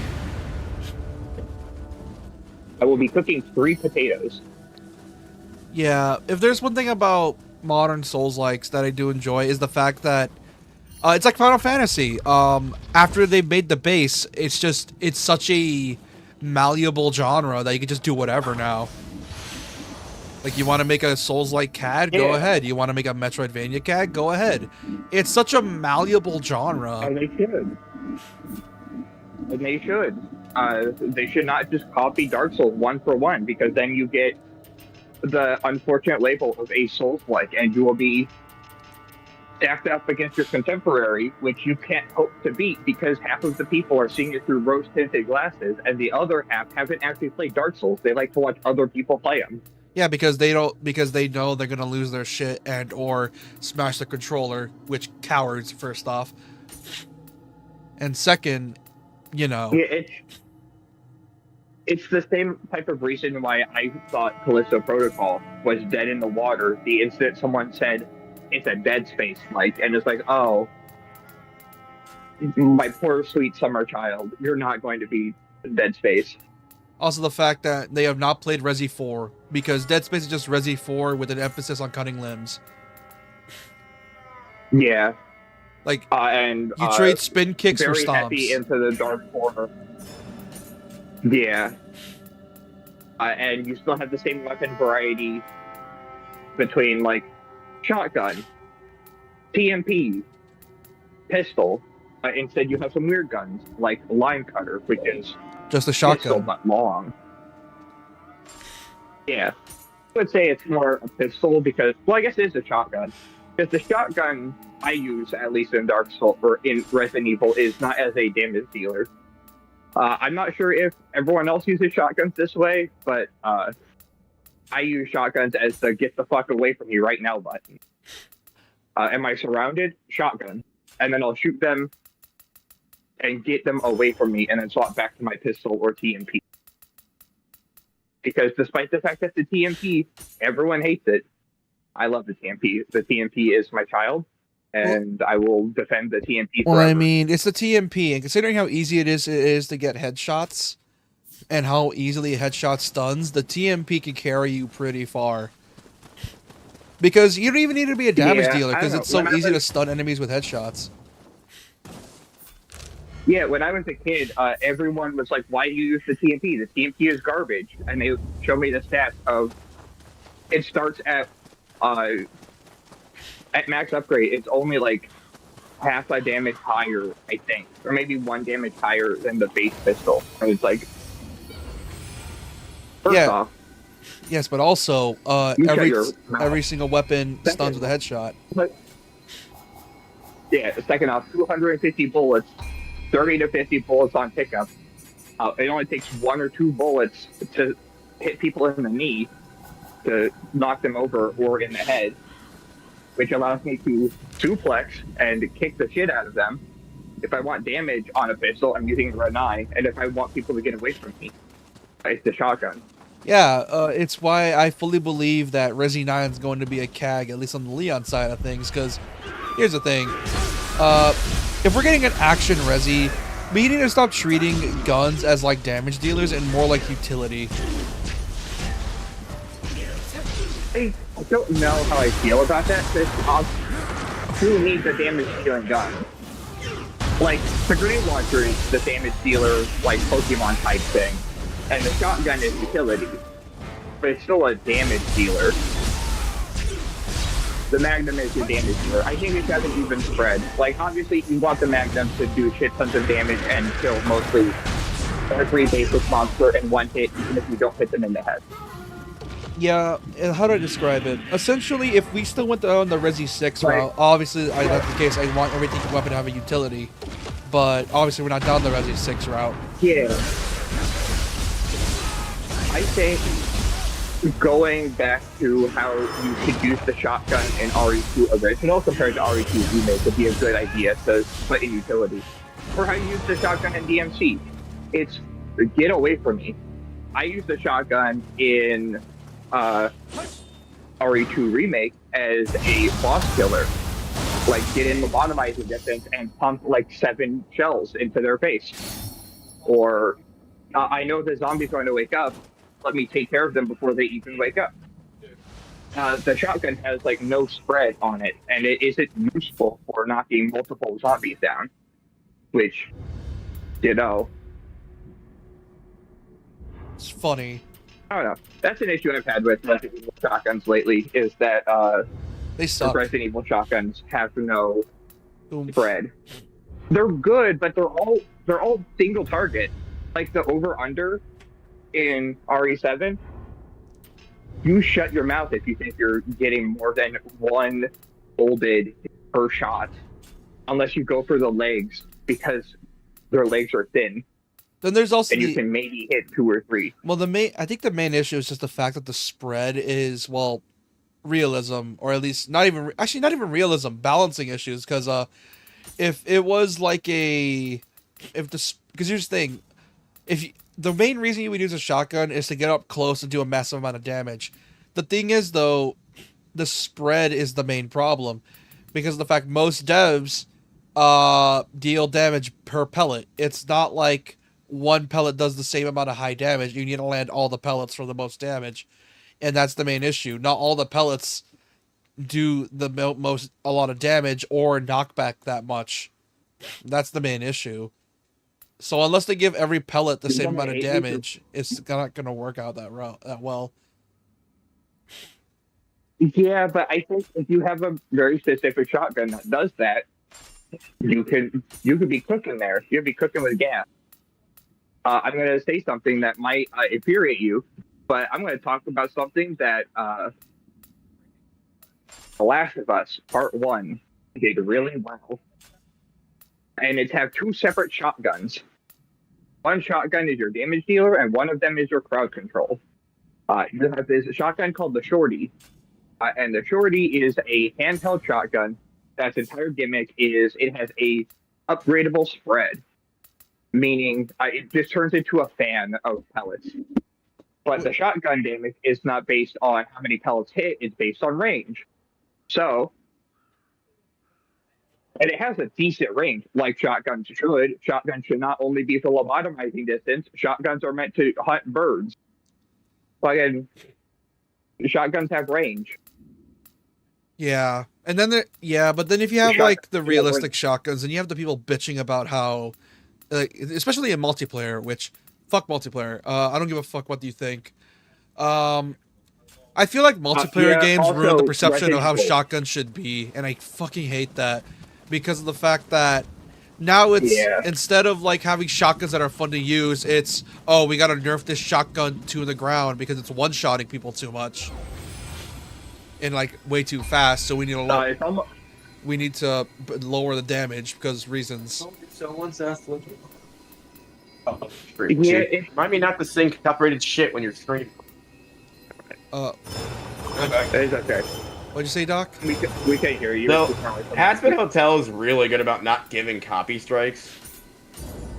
Also, what were we gonna say, Doc? What was I gonna say? About shotguns. Oh yeah. Who cares about multiplayer? I know. I feel you should base shotguns based on the game you're playing. And it's almost like shotguns are so powerful that in World War II, certain enemies wanted to classify them as war crimes because they're too good. I know, sir. I know, yeah, my cat triggered desktop 2 again. Oh?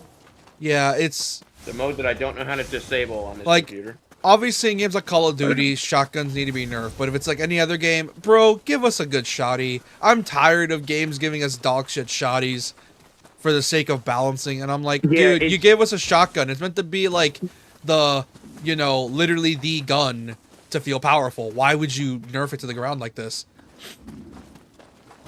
Yeah, and also just give varieties of shotguns. Shotguns can do many things. Fallout New Vegas. Amazing. I love the shotguns in that game because there's like 6 different ammo types and they all do separate things. Load in different shells.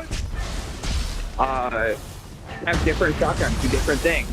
Hey, if you want to do balancing reasons, have a fast semi-auto do less damage. And have a wider spread. I got an idea. You know how some game your hunting shotgun narrow. I was gonna say that I was gonna say that how Cyberpunk when you have a shotgun, it tells you the amount of pellets. They could do it like that. Certain shotguns use a certain amount of pellets that determines the damage. Like semi-auto can use like 4 or like a bunch of pellets because ironically enough, more is actually merciful for a shotgun because of the fact that there are 2 types of shotgun shells. There's buckshot and birdshot. At least there's actually no, I'm lying. There's multiple types, but the main ones are birdshot and buckshot. Birdshot is the one where it's like you want to hurt someone, but you don't want to kill them. Buckshot is you want their head gone.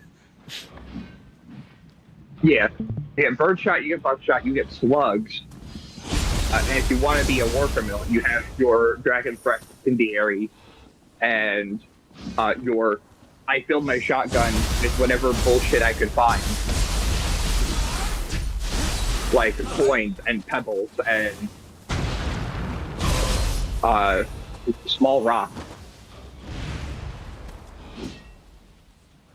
Yeah. If it can fit in your shotgun, it can probably be. Yeah. Not only that, like if you want to balance it early on in the game, just give the player a bunch of birdshot. That's a good way to balance it out. Because you give them enough ammo to make them feel powerful, but it's not like super broken. And then the buckshot is for when you're fighting the big boys. Yeah, and they've done it before. That's what every single grenade launcher is. The grenade launcher usually has 3 to 4 ammo types. You have the explosive, which is usually either a very short range spread that does low damage and knocks zombies over, or is a single target long range shot that is plentiful but only takes down 1 zombie. And then you have acid, which is your damage dealer, and you have fire, which is your damage dealer but for other types. And then you have freeze, which slows enemies down. Sometimes fire is the spread one that has a larger AoE than normal, while acid is more tight and hits like 1 enemy for tons of damage. It's probably do that with shotguns. Yeah, it's why I believe if there's that modern Resident Evil can give you enough inventory spaces to do that kind of stuff. So in Resident Evil 2 Remake, walking around with 20 inventory slots. Hell yeah. Not only that, considering put some ammo types. Not only that, considering, like I said, if they want to go to Action Resi, they now have a system now. If they're going to Action Resi, they use the suitcase. If they're going survival horror, they use the 20 slots.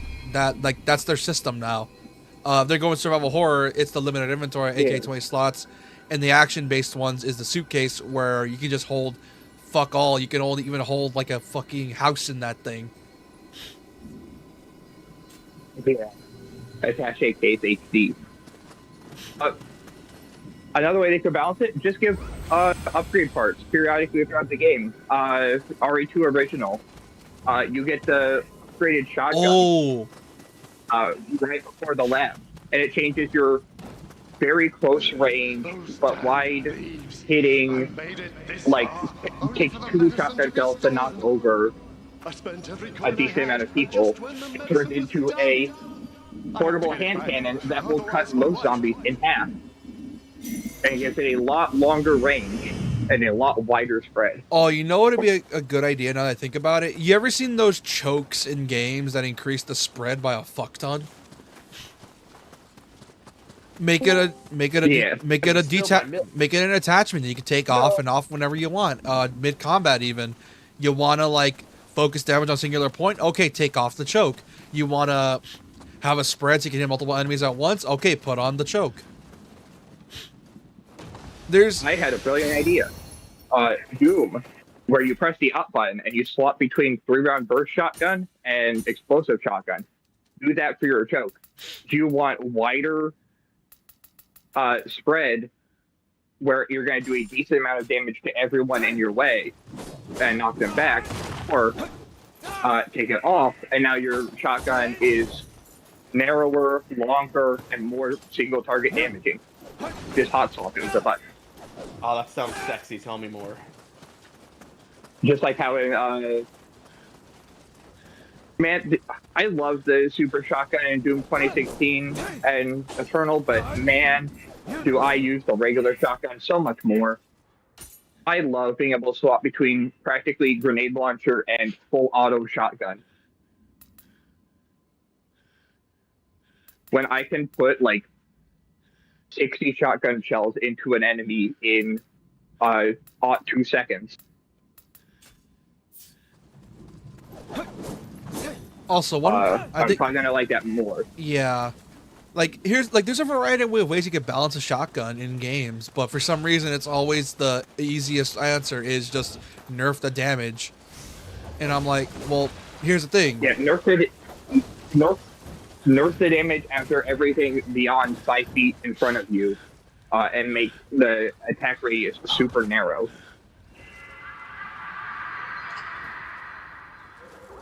Like, the only games that do shotguns right are, ironically enough, mill sims, and I hate that. Why would you leave the realistic shotties only to the mill sims? Is it lost? Because those are the people that really care and would really complain if you got shotguns wrong.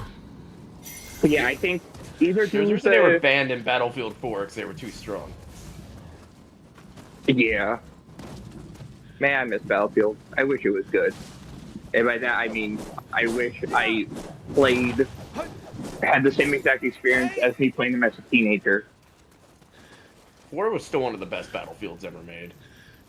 I like 3, 4, Hardline, and even 1. I really like 1. So the gate is closed. 1 was good, but I missed its prime, and now no one plays it anymore. 6 though, I played the beta of 6. Oh, so the gate is closed. Runs like shit, but it's beautiful. Also, I can't wait for DICE to make that.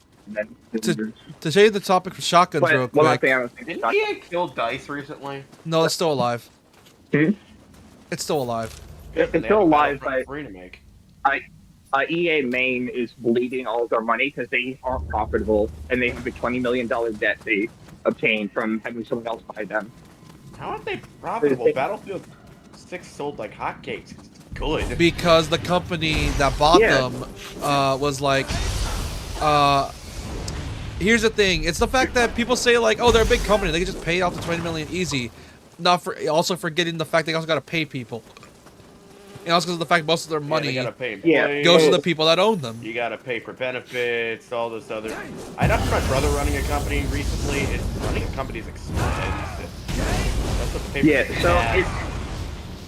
So it's EA became a private equity ordeal, and the people that bought it took out a $20 million high interest loan from Chase Banks. And now EA basically spent $20 million to not have to listen to investors anymore. They then, I think, have they fired all the people? I think they fired 60% of their I workforce mean, to focus. investors suck, so this could be better for EA. Yes, but no, because if you know what a private investor firm is, it is the term used by people to, hey, this is actually good for them. And then they bleed all of the money that they can out of the company because it goes to the new investors, because the investors are still there. It's just, it went from a board of directors to like 4 people in Saudi Arabia and the president's, who is it? I think it's the president's son-in-law. Yeah. So the president's son-in-law in Saudi Arabia, and I think that's it. They own EA now. They also unfortunately own SNK now, and I hate that because I thought it was gonna be like, oh, they're a big company. SNK is only like literally less than 1% of their profits. Why would they? SNK? Did EA own SNK? No, the Saudis own SNK. And let me finish. And at first I thought it was like, oh, they're not gonna care about them. Like SNK is barely making enough money to support themselves for them to care. Why would they care? Then I discovered why. Apparently the guy that owns it plays a lot of SNK's games, and because of that, people found his Steam.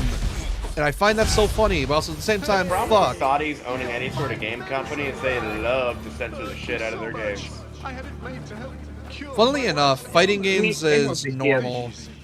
I think fighting games are the only thing that's safe because of the fact fighting games are all about representing countries at their best.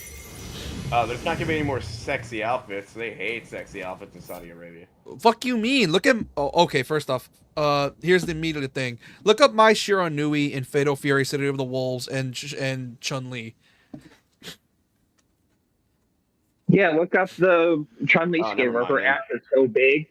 You look at the Chun-Li skin and her ass is so big, her actual Gucci is just out on full display. They also made a reference to an old artwork where it had Chun-Li and Mai Shiranui boob to boob against each other, pressing against each I've other. seen that artwork. That shit's funny as hell. Yeah, and they referenced that in the game, and it makes me want to get Fatal Fury, but at the same time, them being owned by Saudis is gonna leave a bad taste in my mouth. But at the same time, Fatal Fury looks so good. And it's $50 Why, too. 9/11? No, it's $50 too. So it's like, it's not even like that expensive either. And I'm like, oh. Not only that, the deluxe. Racist, and I forgot you were streaming. Not only that, the deluxe edition is the same price as the base, aka you're getting every single season pass already in the base version. That is very pro-consumer, and I'm like, oh man, come on, don't make this hurt. My guess Saudi is Arabia has enough money where they don't care. yeah, but the issue is, are they going to put the money into EA, or are they going to take the money out of EA to fund themselves? Because that's the issue. It's like 90% of private equity. Hey, you know, Red Lobster used to be everywhere, right? And then someone turned it from a board of investors into a private equity, so they stole all of the money out of Red Lobster. And then they almost went bankrupt because the people that were like, hey, we're rich and we're going to buy you up. Actually, we didn't actually want to buy you up. Our riches to help you and grow you as a company. We were actually going to downsize you and liquidate your entire company so we can take the money and then we'll call for bankruptcy on that company, and then someone else will buy it as a ghost of what it once was. That happened to Joanne Fabrics a few years ago, where every single Joanne Fabrics just went out of business within a week because they got completely liquidated. And EA has a $20 million high-interest loan right now that they have to pay back before they can even start making net positive. But they fired all their workforce to cut down on not having to pay people, so technically their cost of existing is now lower. But they've also went to an AI-first, entirely AI-based thing. That's what happened with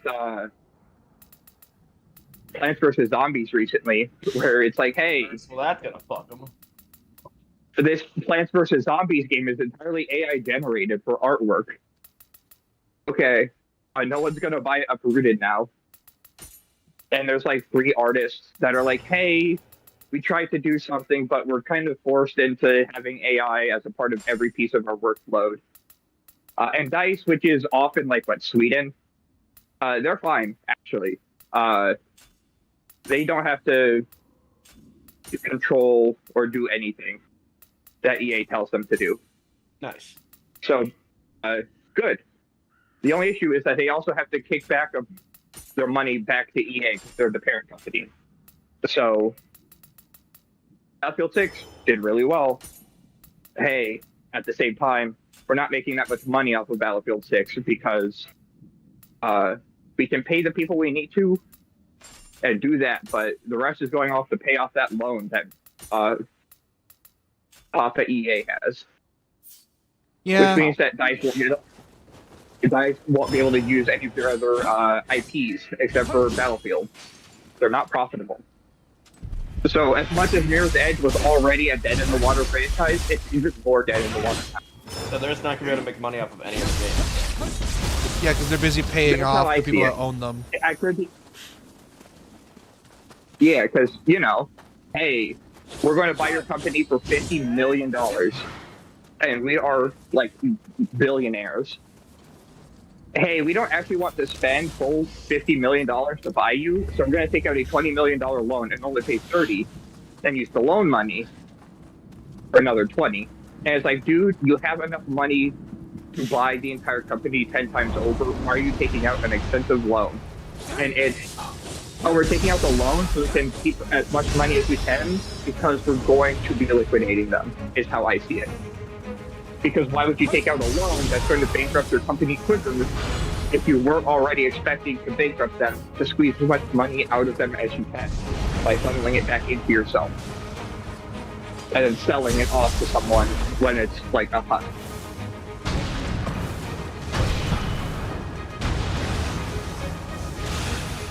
Anyways, shotgun should have 2 types at least. One for damage dealing and one for spread, because I like my spready shotguns that I will knock or hit a bunch of people at once as a get away from me button. Even if it does low damage. I love my shotgun. Oh shit, you have... Oh yeah, I forgot they gave you 3 meters in this game. One's for like special... I forgot about the 3rd meter for a sec. The 3rd meter, your X-Factor? The 3rd meter is for yokai abilities. Because the 2nd game was like you are Dante, you have a devil trigger. 3rd game is you have the ninja style and you also have the skills of your yokai as well. So it's Ninja Gaiden with magical spells that's more than just combo based. It's you have everything at your disposal. And it's why I'm probably going to play this game flip a coin real quick. for a lot. Oh, sorry. I'm going to flip a coin real quick. All right. If you guys can guess what heads or tails, if you guys can guess which one it lands on, I will be playing Neo 2 and not even attempt to finish Neo 1. Because I've tried to play Neo 1 like 3 or 4 times, and I always make it to the same spot. I'm like level 50 or 60, and it's like, man, this shit's ass. And I stop playing, and then I restart it, and it's like, well, I don't know what happened last time. I restart from the beginning.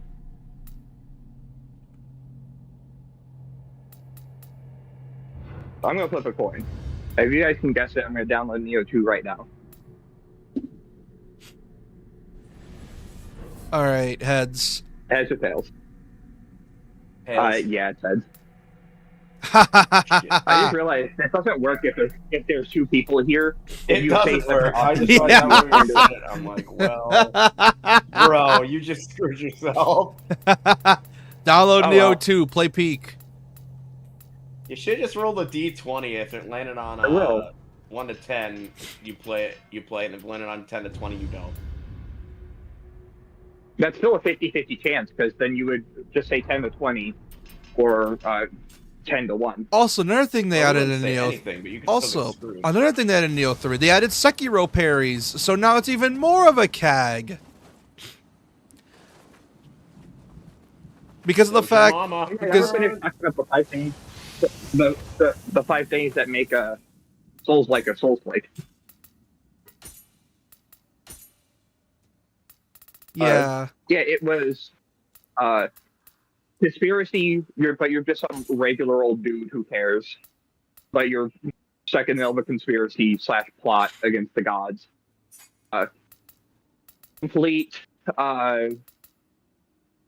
control over what builds you make, down to like weapons and stats too.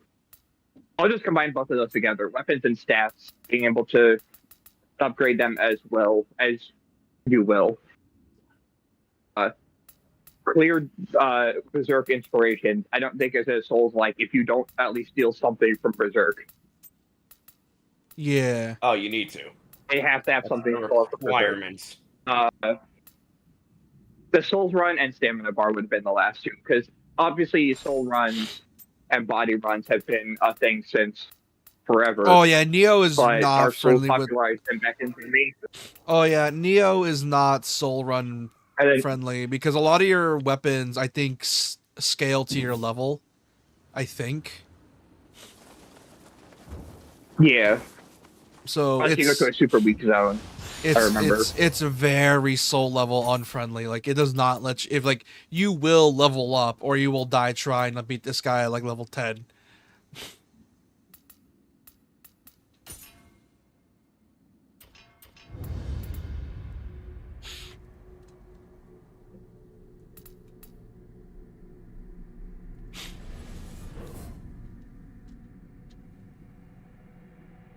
Ah, yes, my last minute evade. It's even more of a CAD.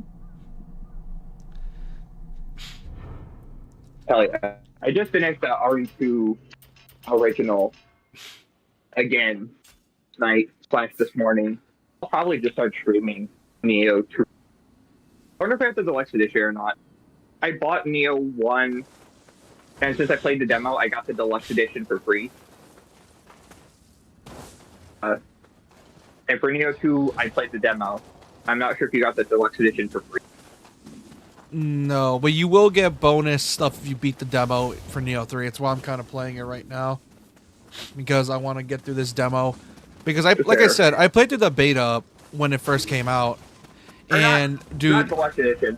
It was the pre-order bonuses you got for free. Yeah. Like the golden armor sets. Yeah, like... Dude, I love this game so much already. Like, Neo 3's beta, I had so much fun with it. It was incredibly fun. And it was shockingly Yeah, it's Neo is a multiplayer game as well. You can play with your friends. And Neo 3 the only issue is so it has fun. the shittiest multiplayer. The Neo multiplayer, at least in the first one, is you can only play with someone who's already beaten the level.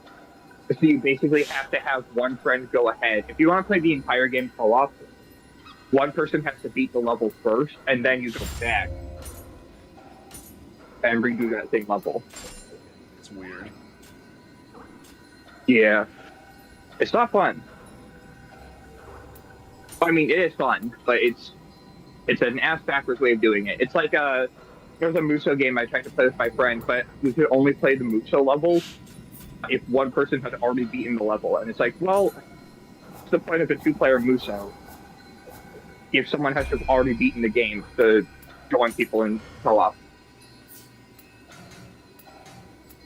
It's like, damn. I mean, I should play a Muso game again. Those games are fun. Musos are sometimes. fun. Musos are fun when you know what you're dealing with. Like, for example, Dynasty Warriors Origins, I fully recommend. But something like Berserk, Band of the Hawk, do not play. That game is shit. And I don't know. It's weird. I watched one of my friends play it, and the entire time he's playing it, he's like, "Oh, this is Pete," and she's gushing about how good Band of the Hawk is. Yeah, gushing for guts. She's probably gushing about the story, but the gameplay is. Yeah. No, I think she isn't gushing about guts. She's gushing for Griffith. Oh no! Oh yeah. Oh no! Oh no, she is. That's why I'm laughing. I'm worried now because she's like, oh man, look at this super hot guy. Yeah, he is gonna be the most hated character in this series now. Once she gets to that part, and I think she did she? Or is she still sipping for Griffith? Probably. Probably. I think she's never gonna hear me say that. I call her out for her taste in men. Like, I can understand if it's Guts, because Guts deserves all the love. He deserves all the love. But Griffith? Oh. You heard him.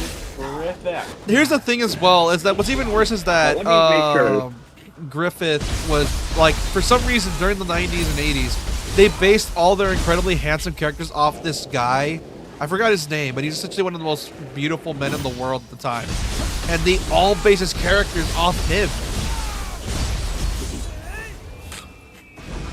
I also think he likes Tosca, so there's at least that. He likes Tosca. Also, one other lady that he likes. I don't know her name, though. I forget. Anyways.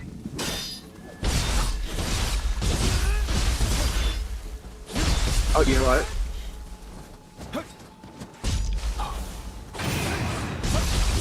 I can just message her right now. Fine.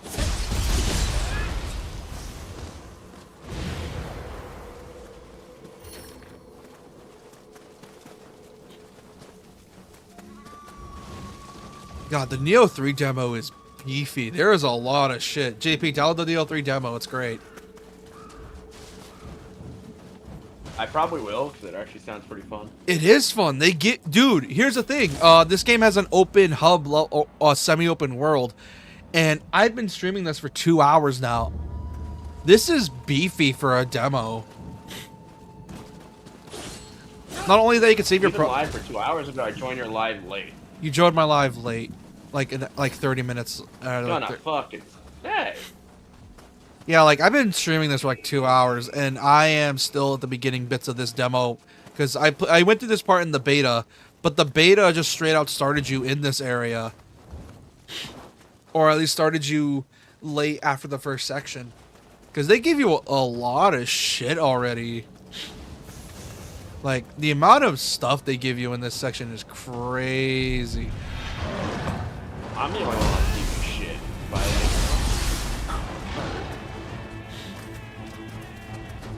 I have a random voice spawn that spawns on my guard. Die.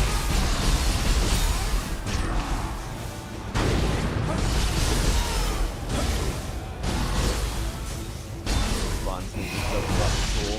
Go back to hell, you son of a bitch.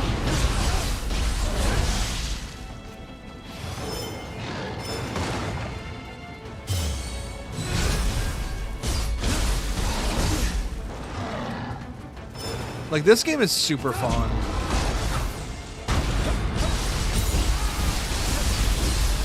Like, if you want your attack focused or weapon based Souls fix, you play this. It's so much fun.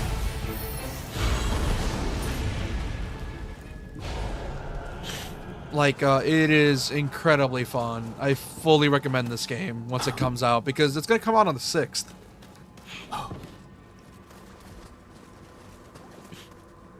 So now there's two Souls looks I'm going to buy that came out relatively close to each other, and I already bought one of them. One of them being Code Vein, which also recommend Code Vein. Code Vein is pretty fun if you want your anime Souls fix. Okay,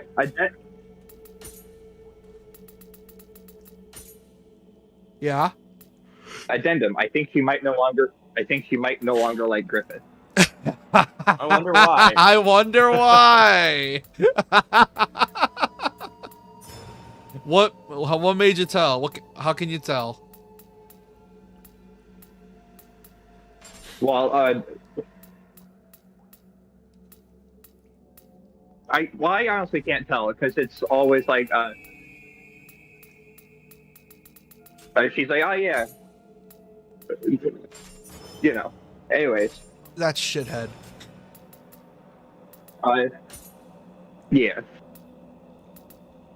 It's a kind of. I thought it was more. Remember it being more, but you know. Anyways, I don't know who the witch is, but that's her pick for her favorite Berserk character. Oh, So that's one better. of the one of I one of assume? the apostles. Probably. I have no clue. Anyways,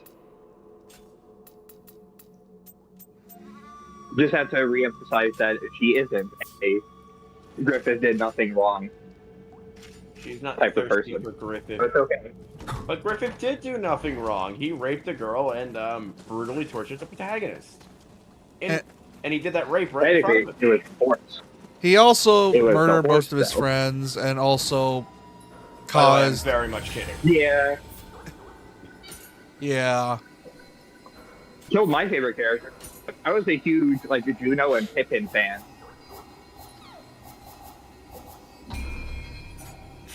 And they're super dead. I need to get the. I know the manga for Berserk is over because they. In No. respect to the manga, No, it's still they ended going. it on a. What? I heard they ended it like where it was out of respect to the author. No, they're still going. Oh, No, he trained like 4 or 5 proteges to the express purpose of they know what he Get a wants. wheel of time. They're going to take over for him after he's gone. Because that's why he's slowed down, is he was training people to take care of the manga after. He said, unless they canceled it, in which case that's kind of a spit in his face because he trained them to take over. And if they canceled it, it's like, well... Last I heard, the manga was just left where it was out of respect. Temporarily. After that, they proteges just started to do their thing. Basically, another thing that's like, oh, if the head creator can't make the ending, there is no ending.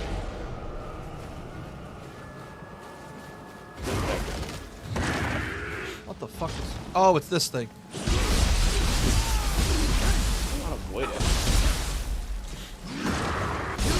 Also, off topic, since we're talking about manga and things, Final Fantasy 16, I find it so funny with that game's marketing. When they were marketing the game... No, marketing. Fun fact, when they were marketing the game, the first original releases were like, oh yeah, we were inspired by Game of Thrones for the plot. We made our entire staff watch the first 5 seasons of Game of Thrones to get an idea of what to do for this political, war-torn plot line. We made our entire staff watch it. They probably just had a watch party. No. I kid you not. The creator or the director was like, you are watching Game of Thrones in order for us to create the game. Because you need to experience Peak to get an understanding of what to make a good political war story. You want to know what the worst part is about that as well? There's barely even any of the Game of Thrones influence in there. The only thing that's in there is the whole royalty being douchebags and backstabbings. That's it. Most of it was just typical Final Fantasy affair, aka what fans like to call Devil May Clive. Like, if I ever make a video game, it'll probably be a drop shooter, kind of like fucking Helldivers, but it's gonna have like a Gantz feel to it. I'm not copying Gantz, but I'm gonna use their like point system. You and your obsession with Gantz. Dude, Gantz would make the perfect drop shooter, but Gantz is effectively a drop shooter in and of itself. Here's the thing, though. Gantz. I know nothing about Gantz. Here's the thing. Gantz is bad. It was a drop shooter before the drop shooter genre even existed. Basically, a bunch of people get killed in one night, and to prevent aliens from taking over the world, a dude named Gantz sends them all out to start killing people. Or to start killing the aliens, but they're not actually themselves. They're clones of they're them. They're copies of themselves. They're still themselves, though. It's very complicated. And if you get 100, and if you get 100 points, you get to escape the death game permanently. Just live with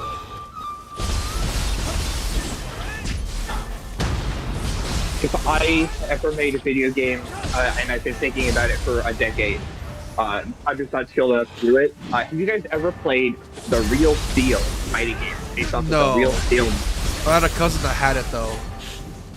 It is a game where all of your limbs have health bars and you slowly break down over the course of combat. And I think that's a really neat idea, and I would combine that with Zone of the Enders. With how fast Zone of the Enders That's is, one how of the the aspects fuck I would you even put do into that? that shooter, though. Just by implementing a system where the more damage you take, the more your armor falls off, the faster you get. So basically, high health is you are at your slowest, and the more you take damage, certain limbs break their armor. So, hey, I blocked with my right arm. My arm is now completely defenseless, so I shouldn't block with it anymore, because now I'll take double damage. But all my melee swings are now twice as fast. And if your full armor breaks, you're now just twice as fast and twice as likely to take them. And it just, you speed up the more hurt you are, until you eventually burn out, or repair yourself.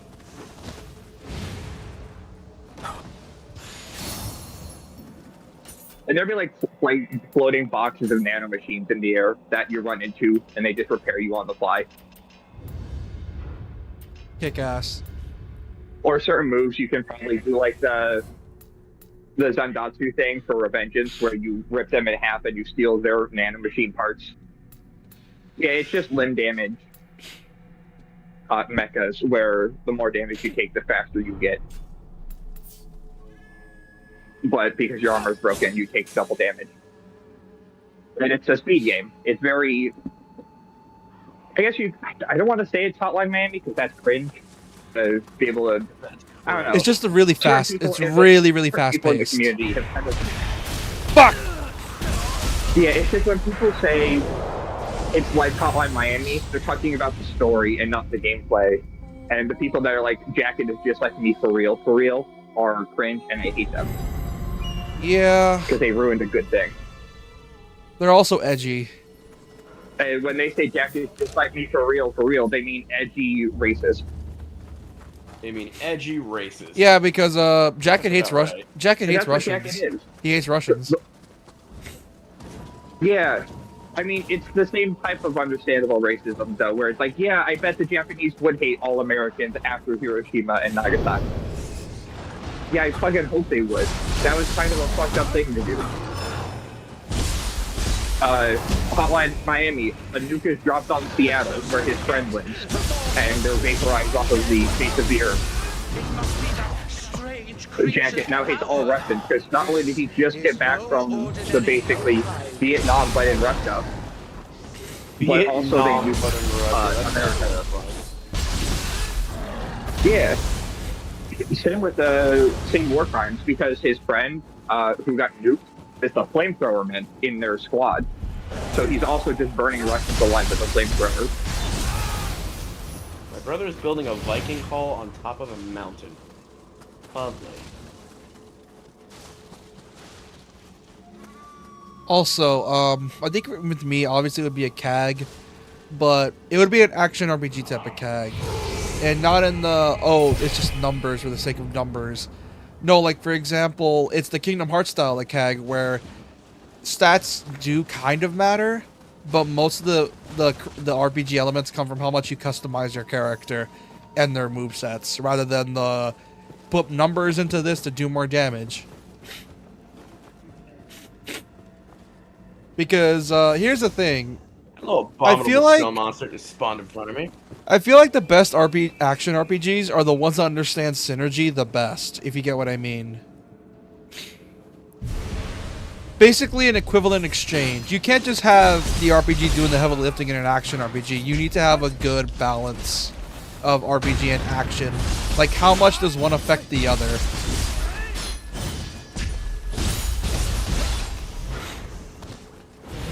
Like, how much of the RPG... You have a really good balance.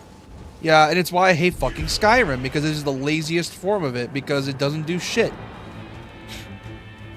Yeah. But they cannot find a good, solid middle ground with, like, action for Elder Scrolls. Like, Morrowind. Love Morrowind. That is Dice Rolls, a video game. You stand in one place and you click the button if you're a melee user, and then Dice Rolls happen.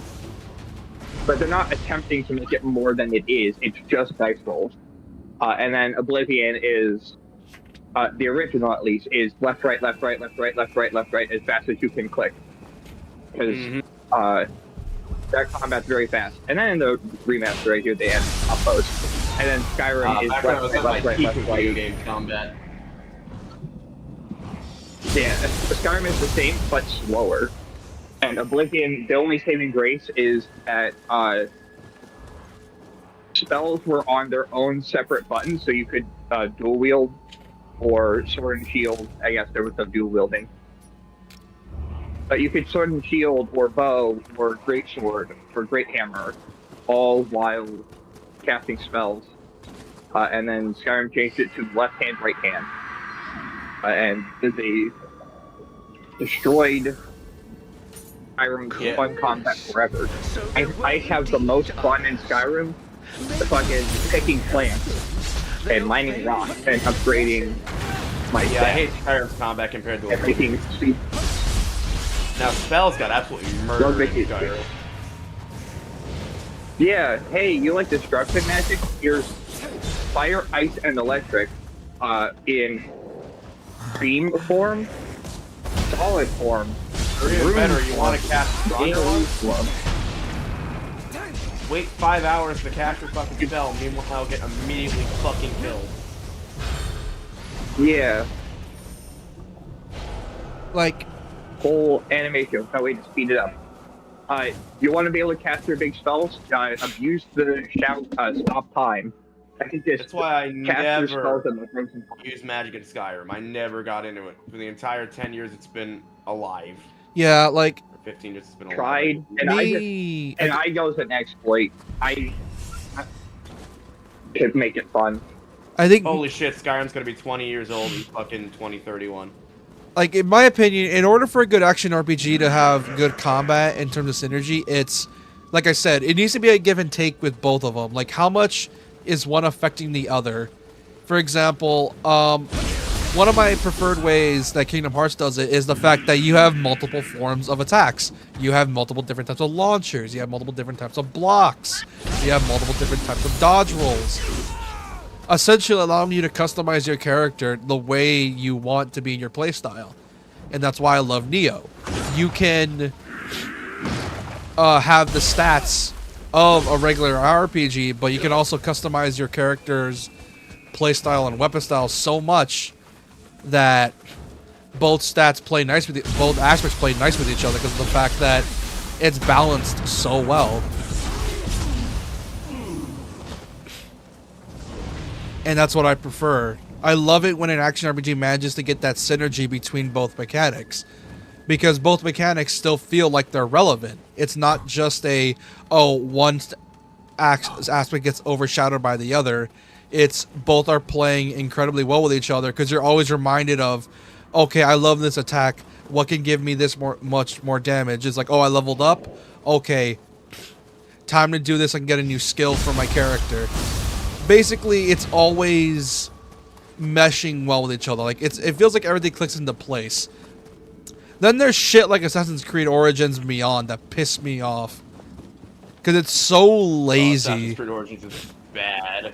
It's so lazy. It's the lazy type of action RPG where there is no special unique attack commands. It's Skyrim in third person. That's what it is. Skyrim in third person.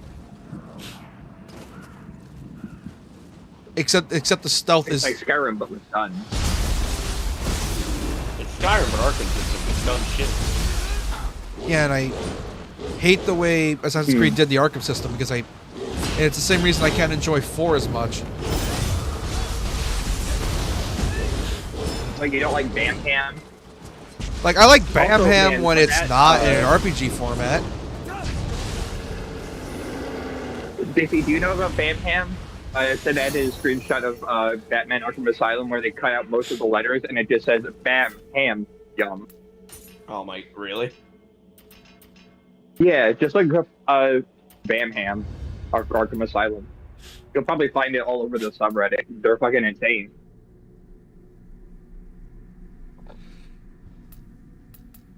Yeah, the Arkham subreddit, dude, they are entering that stage of a community that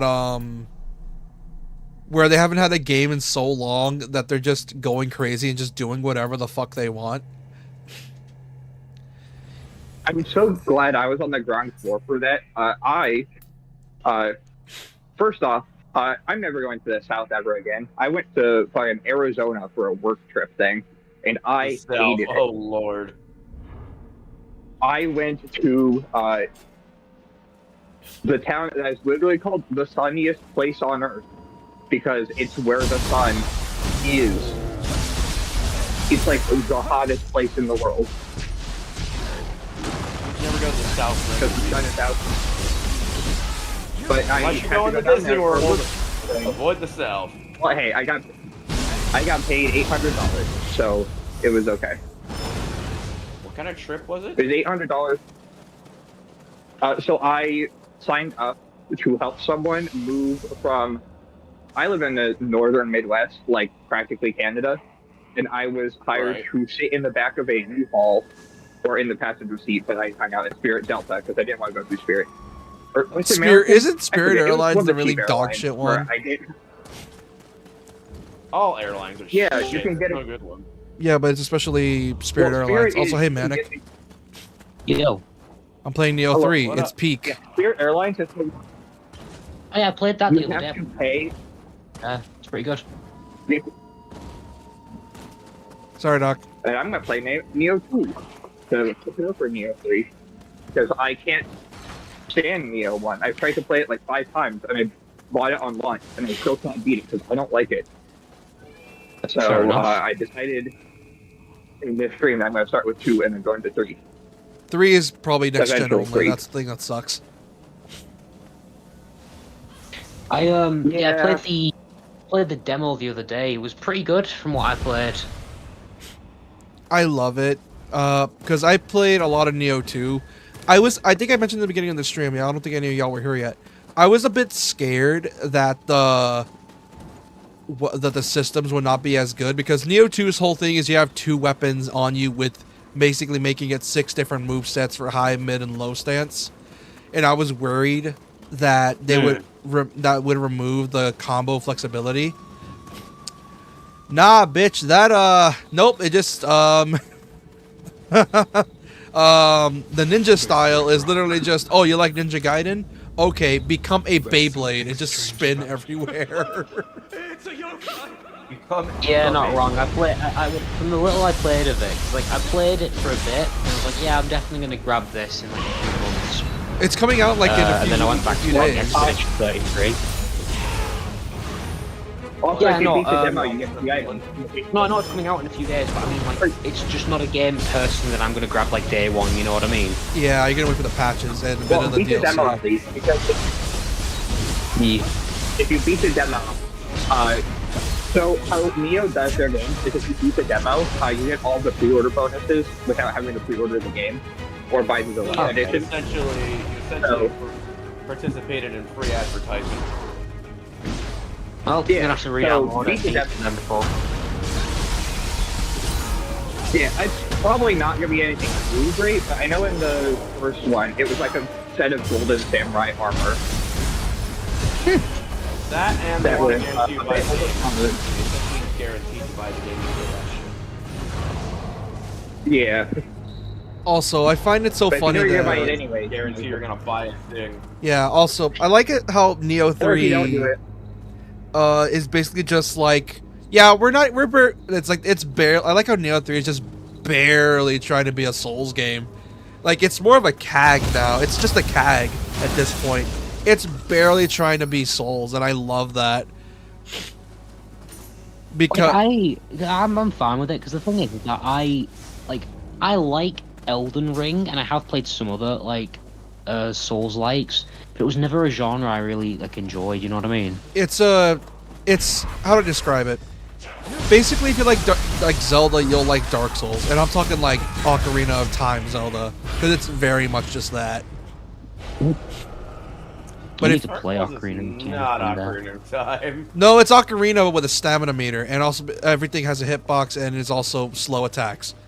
Because Skyward Sword is also Ocarina of Time with a stamina meter, though. yeah, here's the thing: the devs said it themselves that they were like, "Yeah, we were inspired by Ocarina for the Dark Souls 1's combat." When the devs say it themselves, yeah.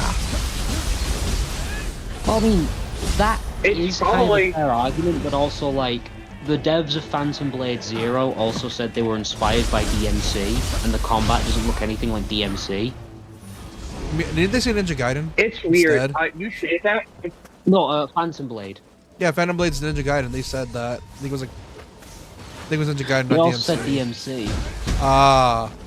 Oh damn. They probably just mean like the stylish aspect of it, because there's two ways of describing CAGs. It is character action games as the name, and also stylish action games, which is a much easier to understand form of it. Yeah, I think stylish action games is way easier to explain, because like character action, you have to go through like this. Because I remember I saw a video on like what character action is and why it is a genre.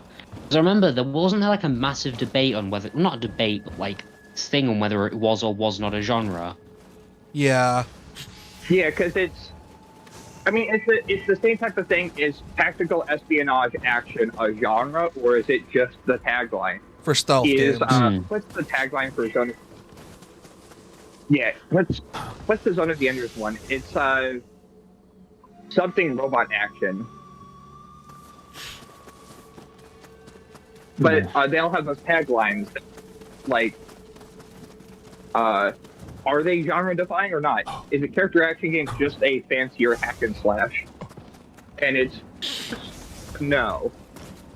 Like how It is very survival horror is just like how psychological horror is just a fancier version of survival horror. It is its own genre because it does enough different. Like a hack and slash is like fucking Knack is a fucking hack and slash beat 'em up. Yeah, there's like, because like a game could be an action game, but it doesn't inherently mean it's like a CAG or whatever. Because like Ultimate Alliance, like the Marvel Ultimate Alliance series, those are action games. The hard pressed to call them hack and slashes or like CAGs or whatever. You know what I mean? Yeah. Oh yeah. Also, I find it super funny that me sitting on the acronym of CAG and calling it has turned into us just calling it CAGs now. Because I did that originally. Show yourself. CAG. Yeah, you started all of us calling them CAGs, asshole. Yeah, I just call them CAGs because it's just easier to say. Lord Elias, is this not Yeah, it is. the person mentioned by the That's a messenger from fucking sick It's a design. little Not even a slow design. That's a fucking nice little render of DMC1 Dante. I think I'll be saving that. Thank you very much. Yeah, like DMC1 Dante. I describe CAGs as, I think in my video when I talked about CAGs, I described it as it's less about you playing the way you want to, and it's more of you're given the tools of what the director gave you, and you just got to get creative with it. That's how I describe a CAG. Yeah. You are the actor. You are not the director playing or making the thing how you want. You are the actor trying to make use of the tools you have on you. And that's how I describe CAGs. You are making use of the tools they gave you. Is what were you saying? I mentioned about DMC1 Dante, and I heard someone mention. It's the art style of, if you ever seen Legend of Korra. Yeah,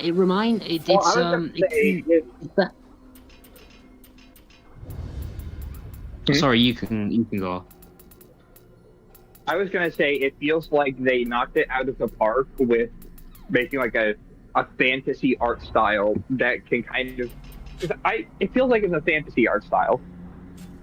Yeah. Like it's built for like a fantasy game. And then it's okay, now let's put this in like a futuristic thing, or modern day, and it's like it doesn't mesh well. It feels like unsettling, out of place. It's like, hey, what if you made like a gritty Bloodborne animation and it fits Bloodborne entirely, and then you put it in fucking 2008, in the year 2008, and it's teenage vampires, and it's like, I've seen. Okay. Doesn't work.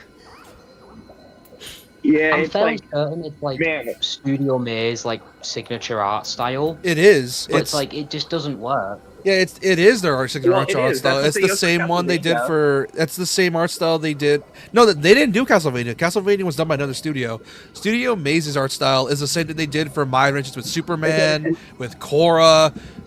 That's just their art style. Oh. For some reason, my brain auto-fills. They also did that shitty Witcher movie. They're both Netflix. Is that? Which one?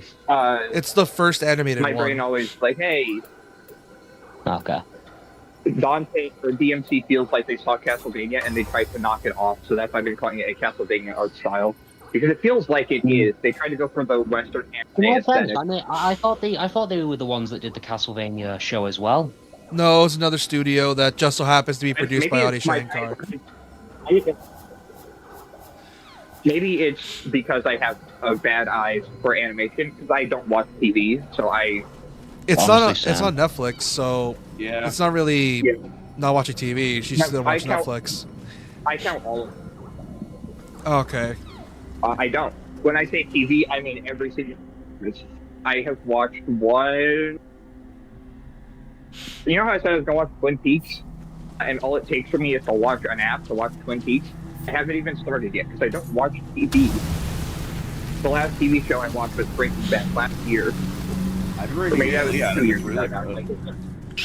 I need to watch Breaking Bad someday. I also find it funny that speaking of Breaking Bad, I think I mentioned this in one of the chats. Did you know that Breaking Bad and Resi reference each other, and they might be in the same universe? Really? Because bro, that's fucking they're both canonically TV shows and games in their respective universes. I've never seen Yeah, well, yeah, because, okay. They talked about this in the movie chat when I was watching Breaking Bad, but, they're talking about zombies, and Badger, who is in Final Fantasy now, as Biggs, or no, Wedge. I forget who he is. Yeah, he plays Wedge. He plays Wedge. That may be Biggs. No, he plays Wedge. Yeah. That's what I thought. Okay. And he's talking about how Leon Kennedy, because they're playing Resident Evil 4, and no, they're playing Dead Rising 1, and he's talking about Resident Evil 4 and how Leon is, like, the best zombie killer compared to everyone else. And then Skinny Pete is like, no, it's this one. I think. Or no, they talked about video games twice. One of them is Resident Evil, and the other one is Halo. It's like what's better or more like iconic, I'm guessing. This light may guide you on your way. One of them is they talk about first-person shooters and how Halo is like the best of the first-person shooters, and he's like, no man, it's Call of Duty. And then I think they bring up Doom.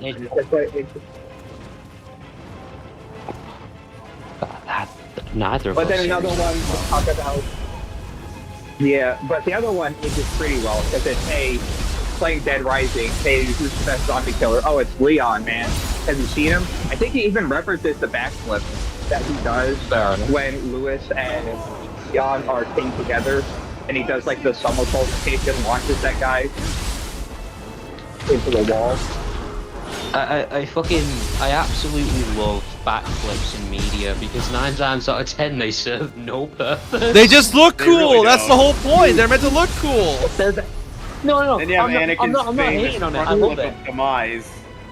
Don't get me wrong. Aura slam all you want. Make yourself look cool, King. I don't mind. It's just it's funny when you really think about it. 'Cause you didn't have to do that. I saw a 9 trailer analysis video, and it was titled "Leon knows Ada isn't watching, so he's just getting fancy with it." and it compares RE4 to 9. Yeah. He only starts showing off when he knows Ada's watching. He needs to show off for the Bay. He needs to let her know he's still got them moves. He's 51, by the way, in And he still RE9. has He to should meet not up be with doing flips like that. Yeah, and Ada would be, what, 53, 54? Because Ada is like 3 or 4 years older than him.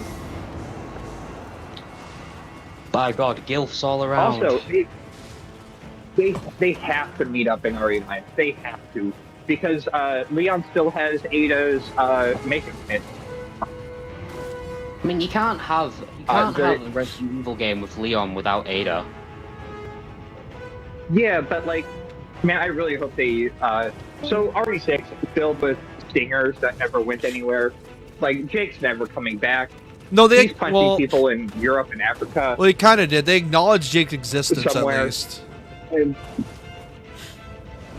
yeah, well, I mean, his existence is still canon. I just mean they're not going to touch him anymore because it was set up to him taking over the franchise, and then it became Ethan, which was a much better.